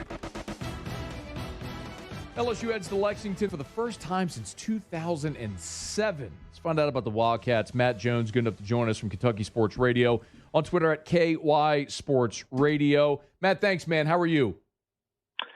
I am wonderful. Hope you folks are doing well. Let me ask about the Kentucky emotionally. The program hasn't beaten Florida at home in more than 30 years. That win happened, stormed the field. Is there a concern about the hangover, the letdown effect? I think there would be if they were playing anyone left on their schedule except maybe LSU. Because, right, if you had Mississippi State or if you had Vandy or Tennessee, you might be worried about that. I think LSU is a name that these guys all know. I mean, Dare Rosenthal, of course, played there, and he's very well liked on the team. I think because it's LSU, they'll bring it again. If it was somebody else, I think that'd be a fair worry. But I just don't – I mean, listen, none of these guys have played LSU in their career, and they are excited about it. There's a belief – this is the thing about Kentucky players. There's a belief that Kentucky and the players are completely undervalued every year. It's not just that, like, they've had good seasons through the last 4 years and they're still always picked sixth in the SEC East. It's that if you look at the draft in the last 4 years, Kentucky is third to Alabama and LSU in guys drafted in the SEC. Third, and nobody thinks about that. Nobody even acts like that's something that happens. Still every year they go, well, Kentucky's out-talented against the rest of the SEC. Well, you know, maybe, but not as much as it used to be. And I actually think against most teams now, it's not even true anymore. So I think they like games like this as a chance to show, hey, you don't consider us part of that group, but we're right there knocking at the door. That is fascinating. Of course, got the leading rusher, leading receiver in the SEC right now. They are formidable. I was going to ask you just a general feeling on this LSU team. Matt, what is the feeling there about this squad, which comes to Baton Rouge scuffling a bit? Well, the shocking thing to me is that LSU can't run the ball. I mean, the one thing you always assumed LSU would be able to do is run. I never thought you'd see an LSU team that would struggle to get any rushing yards. And, you know, Florida was maybe one of the best rushing teams in the country, and Kentucky kind of shut them down. At least, well, they didn't shut them down, but they limited their running ability last week.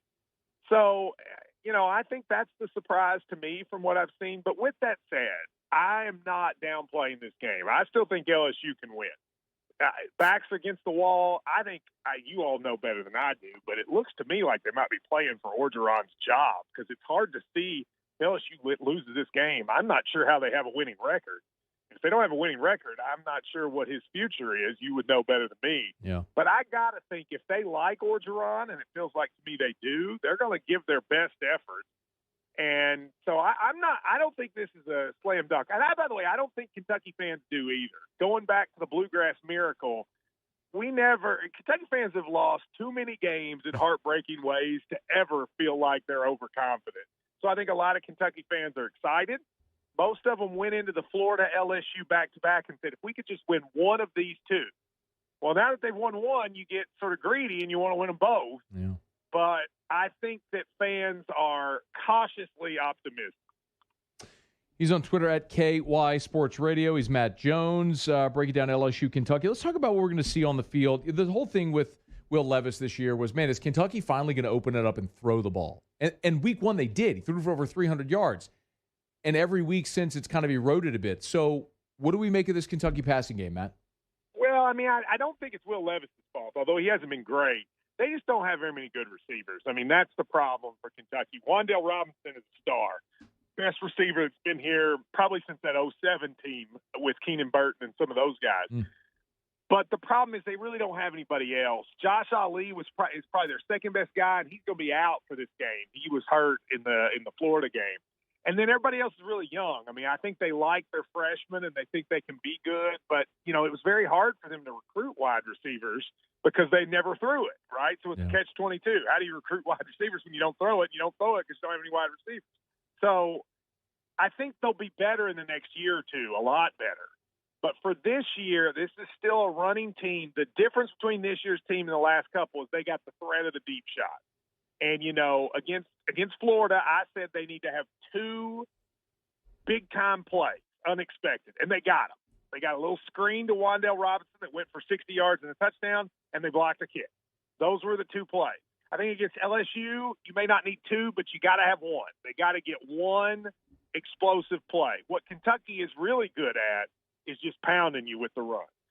Chris Rodriguez is as good as I've ever seen at getting like 7 or 8 yards a carry consistently. He doesn't break a lot of them, but he just pounds you. And in the third and fourth quarter, I've never seen a running back in Kentucky better in terms of getting those hard yards.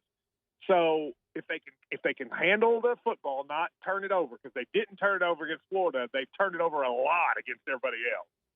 But if they can do that, get one big play of some sort, I think they're in pretty good shape because their defense is solid. Their defense has been really good, especially stopping the run. The way this team is able to defend the run really shocks me. I didn't think they'd be as good as they've been.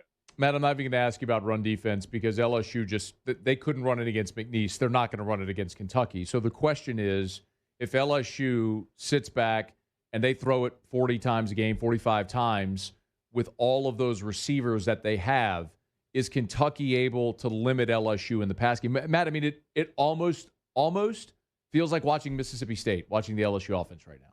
Well, I mean, I think that's so here's the way Kentucky's going to play them. They only have 4 active cornerbacks even on the roster. Okay, so they do not want to put their quarterbacks in man very often. So they will sit back and let you guys dink and dunk. That's what they did against South Carolina. It's what they did against Missouri. And their theory is that their opponent will make a mistake, be it a penalty, be it try to run and they get a sack or get a behind the line of scrimmage tackle, and that they'll stop you that way. And that's what they did against South Carolina. They let South Carolina throw, even though South Carolina has that great running back. They had to throw most of the game because Kentucky stopped the run. That's what they'll do. They'll try to make LSU throw short. If I'm LSU, no team has thrown it deep on Kentucky all year. I'd be interested to see if anybody can. It probably is LSU, but I think that's going to be their game plan. And the question will be Missouri, South Carolina, and Florida. Kentucky set back and let them beat themselves on offense every single game. They're going to try to do the exact same thing to LSU, and the question will be, is LSU disciplined enough to not do that? And you guys would know that answer better than me. We're going to find out. Max Johnson has protected the football, but this has been a team that obviously in this past week was very mistake-prone. What about, Matt, this opened up a 1-point spread. It got bet up to 3. It's the type of game where special teams could be the difference. Just like you mentioned, the blocked field goal for a touchdown that Kentucky got against Florida. Let us know, give us a little peek behind the curtain there. Kentucky special teams, how are they? Decent, but not great. I mean, they had an All-American punter that just graduated. They have not been very good, actually, in the punt game. They've been losing probably 8 to 10 yards against every team in punt differential. Field goals, solid, but not great. I mean, they're solid, but they're not special. I mean, look, you look at this team. This is what, ask Florida fans. What frustrates them is you look at them and you go, okay, Chris Rodriguez is really good. Wandale's really good. But then they look at the rest of the team and go, why are we losing to these guys? But I think what they don't realize is that Kentucky doesn't, on this roster, they have maybe 1 first-round pick. But they've got about 10 third- or fourth-round picks. And this is a team full of 3rd to 5th round NFL draft picks that are solid. They play kind of in the mold of Stoops, and that makes them very difficult. You've got to go and beat Kentucky, and they won't beat themselves, and they will be solid. They'll be in the right position. Now, if you have a crazy athlete that can, put on a move and they're more athletic, you might be able to score. But they're going to be in the right place. They're not going to break down. And then the offensive line, I think, is the most underrated unit in the country. Kentucky's offensive line has produced 5 pros in the last 3 years and has another 2 or 3 on this year's team. And people just don't realize how solid they are. Kentucky is solid, and unless you beat them, you will lose. And the question, again, I haven't seen LSU play well enough to do that yet, but I kind of feel like it's in them. There's too much talent there. Yeah, I had a chance to chat with Darian Kennard at SEC Media Days. He's a terrifying human. And then, of course, LSU fans here. Yeah, he's the 1 first-round pick. Yeah, he's the 1 first-round pick. There's no doubt, man. He is He is a mountain. And then, of course, the LSU fans know about Darrell Rosenthal there at left tackle. Hey, before you go, last thing, in your time, very much appreciated. Matt Jones, Kentucky Sports Radio. The blueprint for Kentucky in this ball game, what does it look like? If Mark Stoops draws it up and it goes perfectly according to plan, how does it look?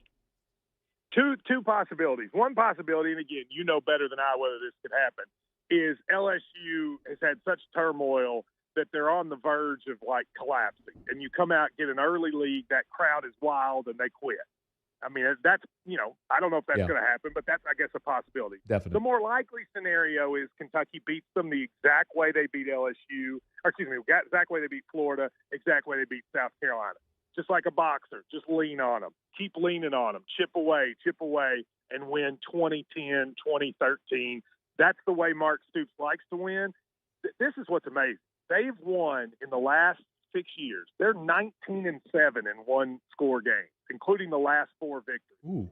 19-7 at Kentucky in one-score games. That's amazing to me, and that's how Mark Stoops wants to win. And if they win, it's the most likely scenario as to how they do it. What a fantastic stat. Matt Jones, Kentucky Sports Radio. Follow him on Twitter at KY Sports Radio. Of course, KentuckySportsRadio.com. And you can, if you recognize the voice, because you hear him weekends here on 104.5 ESPN Baton Rouge, does weekend radio nationally for ESPN. You do great work, man. We appreciate a couple of minutes. Thank you. Hey, thank you guys. Bye-bye.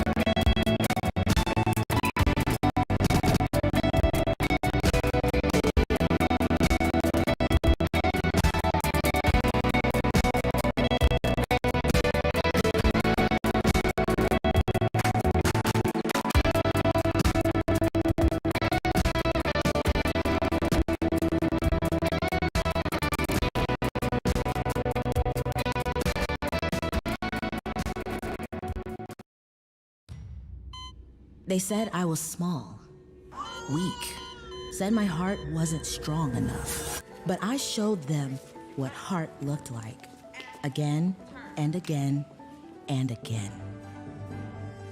Mom got me the right care, the right doctors with Blue Cross coverage. Don't let people tell you who you are. Show them the right card, the right care.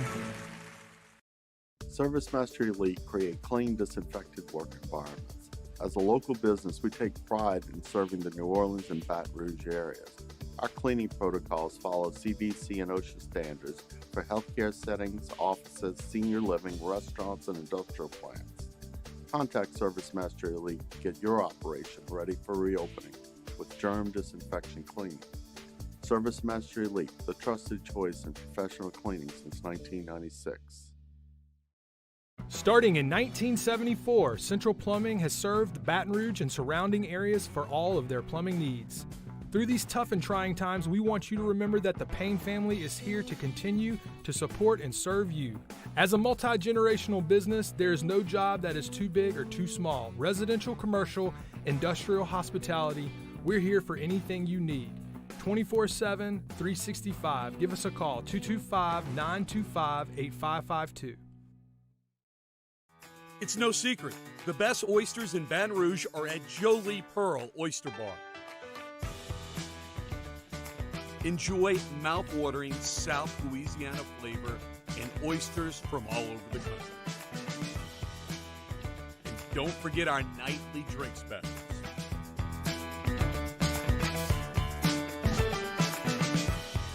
Jolie Pearl Oyster Bar, located in downtown Baton Rouge.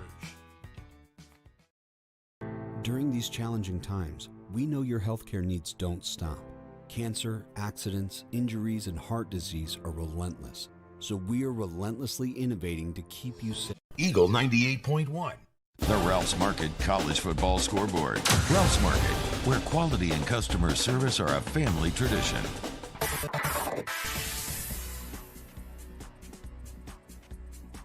Matt Moscona, Jeremy Hill, glad to have you back with us here. Eagle 98.1 Game Day. Let's take a look at what's going on around the world of college football.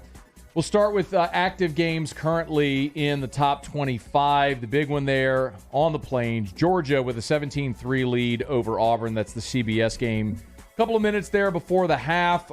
Auburn did just get a stop, so they'll get the ball back. But really the story here, Jeremy, is Auburn can't move the ball. Yeah, they just can't. Just not consistent enough. That's the Bo Nix I thought would be coming to Tiger Stadium. The guy you see today just, throwing passes from his knees underhanded and throwing off his back foot and just not functioning at a high level that you want to see from an SEC offense. But, man, that Georgia defense is the real deal, man. They're probably the best defense in the country thus far, and they're playing like it right there in the field today. Bo Nix, 8 of 15 for 53 yards with a pick. Yep, that's would have been nice to see that guy last week. Yep. We got the next coming of Menzel last week. But this is the Bo Nix we're used to seeing. So shocker. Boise State has rallied. Boise State now leads BYU 17-10 with 3 minutes to play in the first half. Remember, it's relevant. BYU, undefeated, ranked 10th in the country. Keep talking about spoilers for the playoff, and a lot of people mention Cincinnati. BYU actually has the schedule with 7 games against Power 5 teams to where they would have the resume if they ran the table. But they got to get past a 2-3 Boise team first, and they're giving them all they can handle right now. Yeah, that's what we said earlier. You find a way to run the table in their schedule that they picked off to have this season, it'd be very impressive. That's why it's so impressive, because you got to have games like this, and Boise's right there. So let's see if BYU can pull this out. But if they continue to string these things together, they're going to be a team that we're going to have to pay more attention to. Another undefeated team, 19th ranked Wake Forest, 5-0, the remaining unbeaten in the ACC. They are losing to Syracuse on the road in the Carrier Dome right now. The Orange with a 21-17 lead with about 30 seconds to go before half. We'll keep you posted there. Navy and SMU are tied at 21. That is 24th ranked and undefeated SMU. That game at Navy, a minute and a half to go there in the first half, again tied at 21. They have started the second quarter in Iowa City. Penn State with a 14-3 lead, and they have the ball at the Iowa 39. Sean Clifford running around left end. He is in the red zone now. So Penn State with a 14-3 lead and threatening to add more. Any surprises so far there in Iowa City? Man, I thought Iowa would be playing a lot better at home, not taking care of the football. That's a recipe for losing a football game. And Penn State's playing like you think you should be playing in this hostile environment. Clifford's playing well. You see him using his legs now, and looks like Penn State's in control of this game. I was off on this one. Incredibly, Sean Clifford threw 2 first-quarter interceptions. They still have a 14-3 lead and the opportunity to go get more right now. Some finals from the top 25 earlier today. It was a thriller in Dallas. Oklahoma rallies from down 28-7 in the first quarter to win 55-48. Looked like they were setting up for what would be a game-winning field goal from about 50 yards, but Kennedy Brooks from 33 out, just trying to center it, found a crease and housed it from 33 yards. Kennedy Brooks finishes 25 carries for 217 and 2 scores. Casey Thompson from Texas threw for 388 and 5 touchdowns.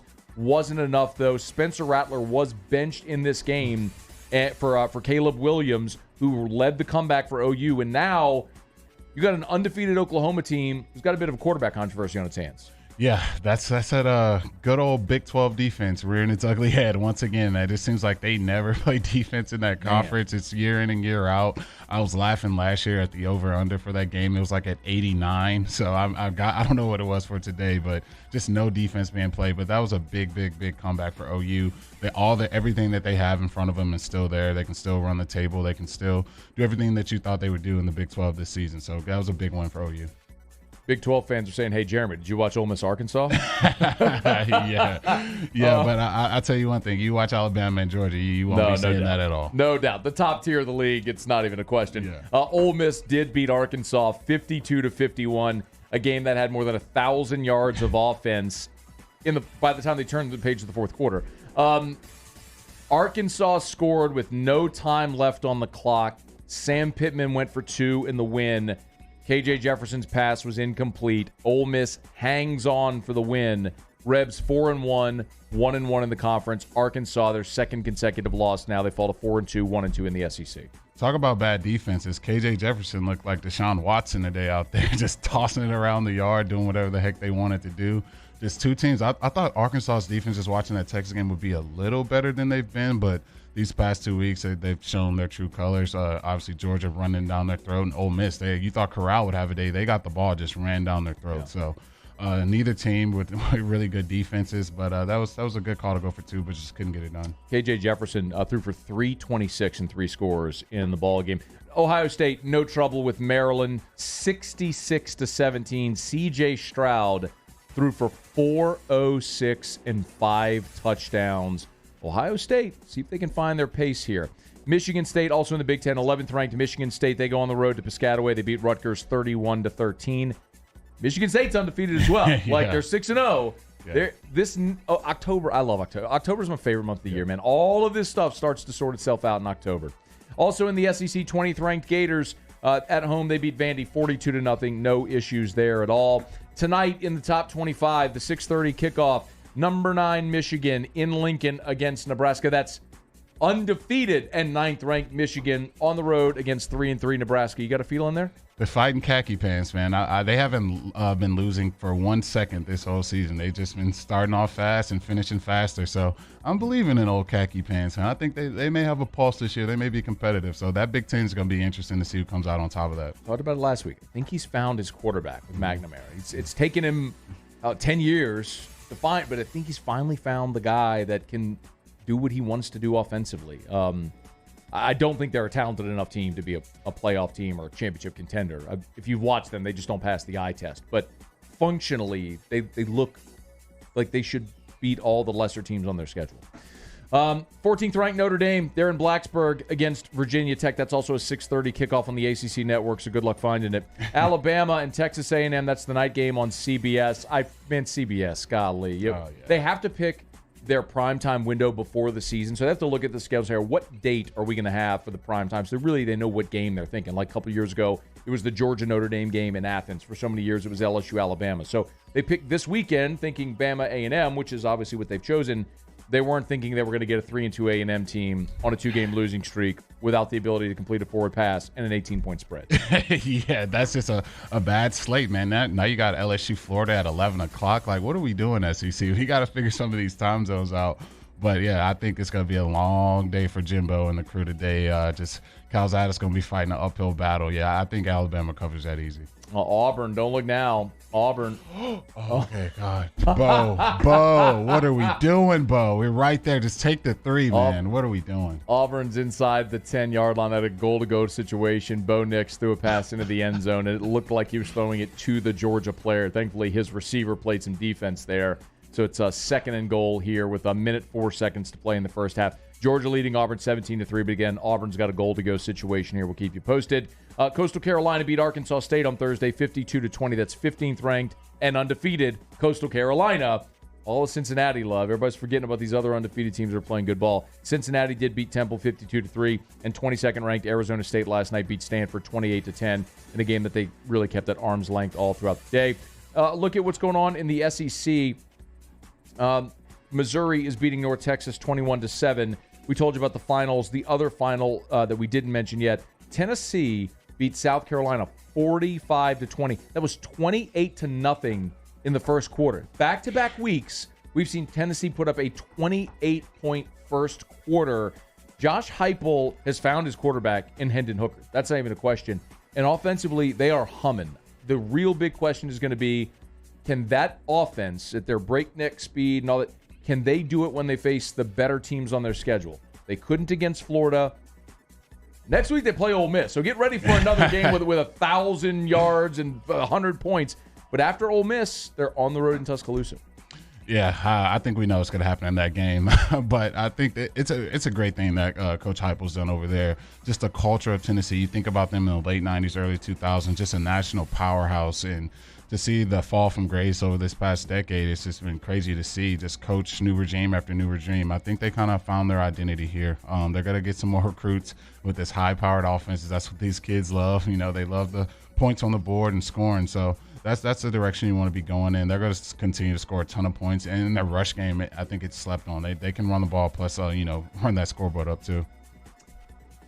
That's your scoreboard here. I'm trying to see. It's 3rd and goal for Auburn. Before we go to break, I'm trying to see if Auburn's going to be able to score here. But let's knock out a quick break. When we come back, we'll go inside the stadium there at the former Commonwealth Stadium, now Kroger Field up in Lexington. Our buddy Michael Cobble from WBRZ Television is there covering the game. He'll give us a feel for the atmosphere all around Lexington today before this game, as we're about 2 hours and 17 minutes away from kick with LSU and Kentucky. Stick around with us here on Eagle 98.1 Game Day.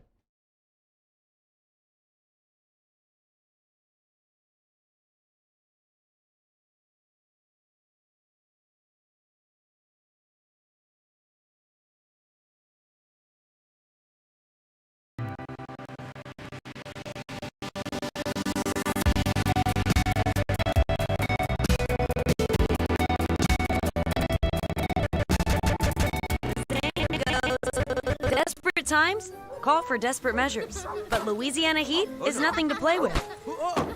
AC outages hurt everyone. Don't be a victim. Call AccuTemp and schedule your maintenance check today. I've been doing business with Luba for 25 years. They're dependable, trustworthy. It's just the attention to detail with our clients. Our folks have years and years of experience. They're highly trained professionals. But many companies have that asset. What I'd like to think makes Luba a bit different is that we use those talents in a way that truly is dedicated to serving the needs of the folks who depend on us. Are you a licensed contractor? There's lots of good contractors in Louisiana doing work the right way, but unfortunately, too many unlicensed contractors are working outside the licensing requirements. Working as a contractor in Louisiana requires a license for the company doing the work. The Louisiana State Licensing Board for Contractors wants to help you get licensed to allow you to conduct work legally. It's not difficult to get the license. We can help you. Go to lacontractor.org for more information. Licensed contractors, it's the law. Gulf Coast Office Products is a nationally recognized Savin office equipment dealer based right here in Louisiana. Over 100 employees strong, Gulf Coast has the boots on the ground to support all vertical markets, from education, engineering, legal, and finance. With the latest in office technology, from desktop to production segment units, Gulf Coast and Savin have the perfect fit for you. Call 225-756-2644. That's 756-2644 for Gulf Coast Office Products.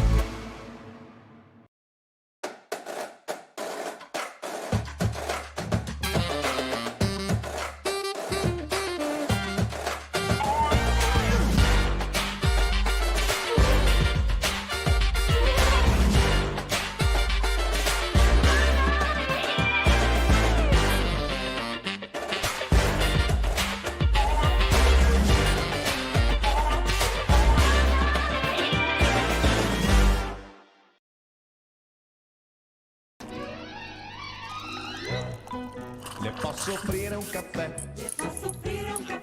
Andiamo insieme da me, non c'è. Call Mr. Electric today for electrical repairs, upgrades, and installations. Eagle 98.1.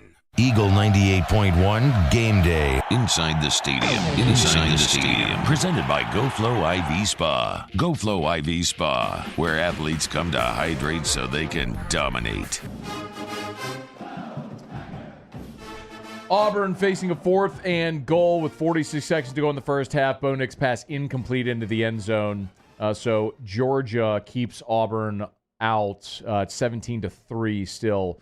Decided to bypass the opportunity to get points there. What do you think about the decision? Terrible decision to me. I think you get the points there. I don't know who's getting ball after the half, but that's a tough defense, and you're not on the 1 or the 2.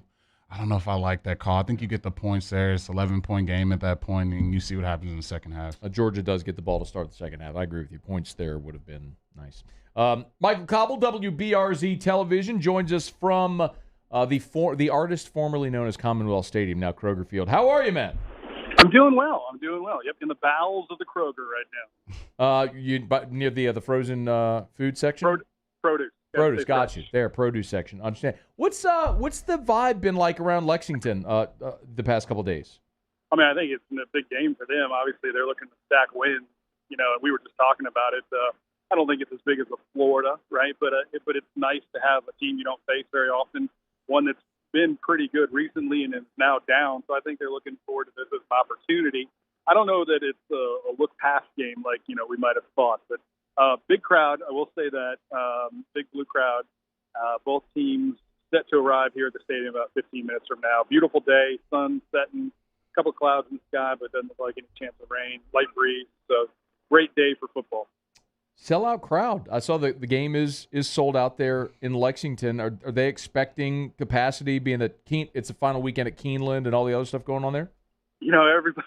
It's funny. Everybody is talking about Keeneland. Apparently, that's like a much bigger deal than any of us give it credit for. Oh, it's a big deal there for sure. It's a big deal here. Yeah, and it's cool. I mean, I'll say this: I stayed in Louisville and drove in, and it's cool to see the retired thoroughbred home, just off the interstate, and all the horse farms and such. So it is neat that they embrace that. But I do think it's going to be a big game, big crowd.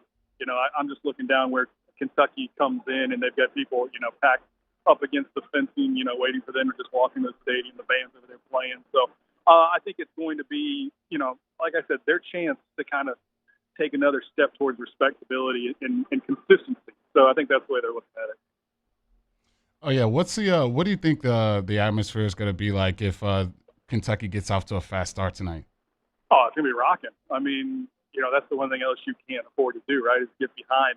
They can't play from behind. Hell, they barely were able to play from ahead last week. And you saw how much, they couldn't finish that game. So I think this is a crowd that if you give them the opportunity, they'll jump into it. Sure, they're not a powerhouse, but like we just said, they've got a lot to prove. They're looking to kind of show they belong. A solid victory, if they could distance themselves from LSU throughout the course of the game, that's something that everybody's looking forward to doing. So, it's different. It's a different vibe. I'm not going to lie. Their stadium is much more conducive to football. Now, granted, it's smaller, but all their parking is, all around the stadium. So all the tailgates are right here. Everybody, it feels like, is right here at the stadium. So I'll be interested to see once, outside comes inside, what does it look like? But I do expect it to be a nice crowd, a big raucous crowd to start with. Now, can LSU quiet them? That'll be the key. Kyle, it's interesting. I've always looked at Kroger Field or Commonwealth Stadium and said it's really like a condensed Tiger Stadium. It's like a lower bowl, an upper deck on each side. They've now added seating in the end zone. I mean, it's kind of built the same way, just shrunk down. Is there any dimensions of the stadium that could come into play, be it wind or noise that's probably a better like baseball question with dimensions, but anything like worth keeping an eye on there? I don't think so. I'm going to walk out and take another look at it. I was out there earlier.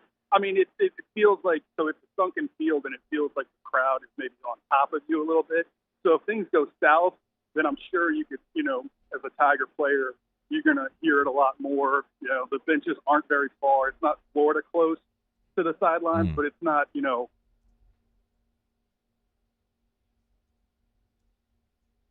and not a lot of wiggle room. There's not a big apron. That's a good way to describe it. But pretty stadium. Upgrades where they could. They've got suites all around. In the end zones and on one side. They could add more if they wanted to on the other side if they get to a point. But much like Mississippi State, I think this is the stadium that fits the team.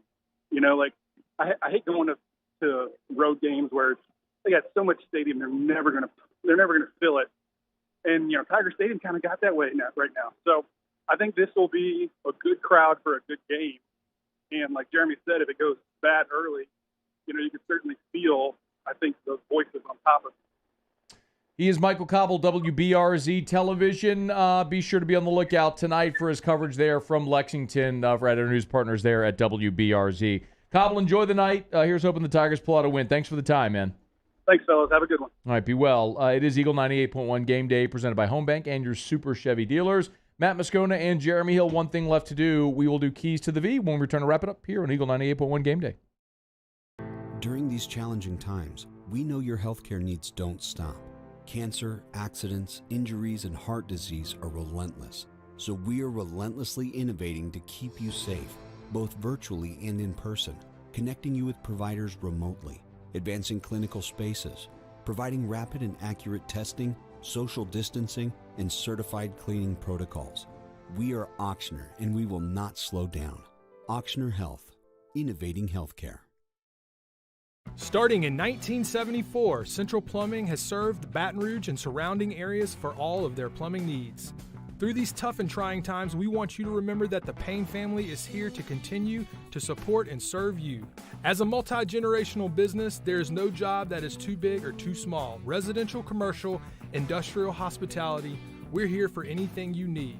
24/7, 365. Give us a call, 225-925-8552.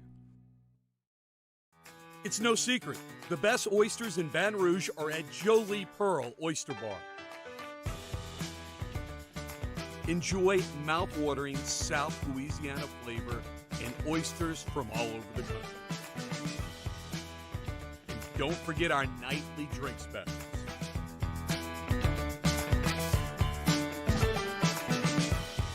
Jolie Pearl Oyster Bar, located in downtown Baton Rouge.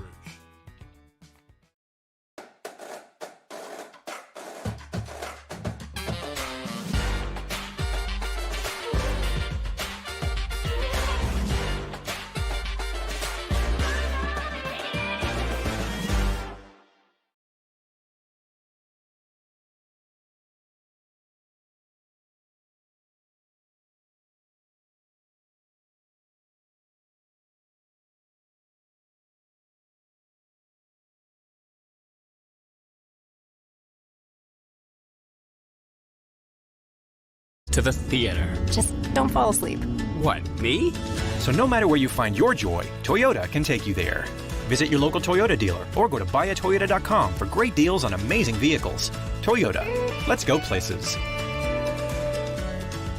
If you're a small business owner, you've probably noticed how the big banks like to force you into one-size-fits-all financial service products. At Neighbors Federal Credit Union, we've created a suite of flexible commercial checking accounts designed to fit the specific needs of your local business. And with 9 full-service locations throughout Greater Baton Rouge, we're always just around the corner. We're a local small business looking out for other local small businesses. Learn more about Neighbors commercial checking accounts by visiting neighborsfcu.org. Neighbors Federal Credit Union. We're here for you. Insured by NCUA.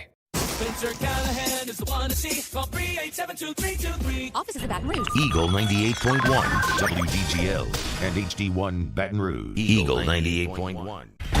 Eagle 98.1 Game Day. Keys to the B. Presented by Coors Light. Coors Light. Mountain cold refreshment made to chill. All right, we got a little more than 60 seconds before they kick us out of here. Give me your keys to the V. Keys to the V. So offensive side of the ball, let's clean up the operation. I think that's going to take this offense a long way. No more looking to the sideline with 3 seconds left. No more burning timeouts. Let's get some game flow, get some rhythm.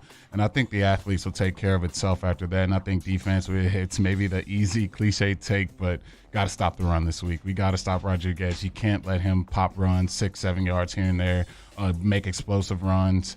I think you do those two things, I think you'll see the Tigers coming out on top at the end of this game. I always look for statistical anomalies. 130 teams play football in Division I in the FBS. Kentucky is 129th in turnover margin. They are terrible. Red zone, LSU 100% this year, conversion in the red zone. Kentucky, one of the worst red zone defenses. Kentucky gives LSU a short field on turnovers. LSU converts points. I like LSU to win this game 24-20. I think it goes under the total. I think it's a low-scoring game, but I do like LSU to go into Lexington and to get the win tonight. We'll see how it all shapes up. Coming up next, it is LSU Game Day on the LSU Sports Radio Network. Thanks so much to Casey, to Danny, for Jeremy Hill. I'm Matt Moscona. You are 2 hours from kickoff, and you'll hear it all right here on Eagle 98.1. Tonight, we invite you to celebrate life. Wherever and whenever you can, understanding that time is never on our side. Instead, gather up your friends tonight and share a few stories and laughs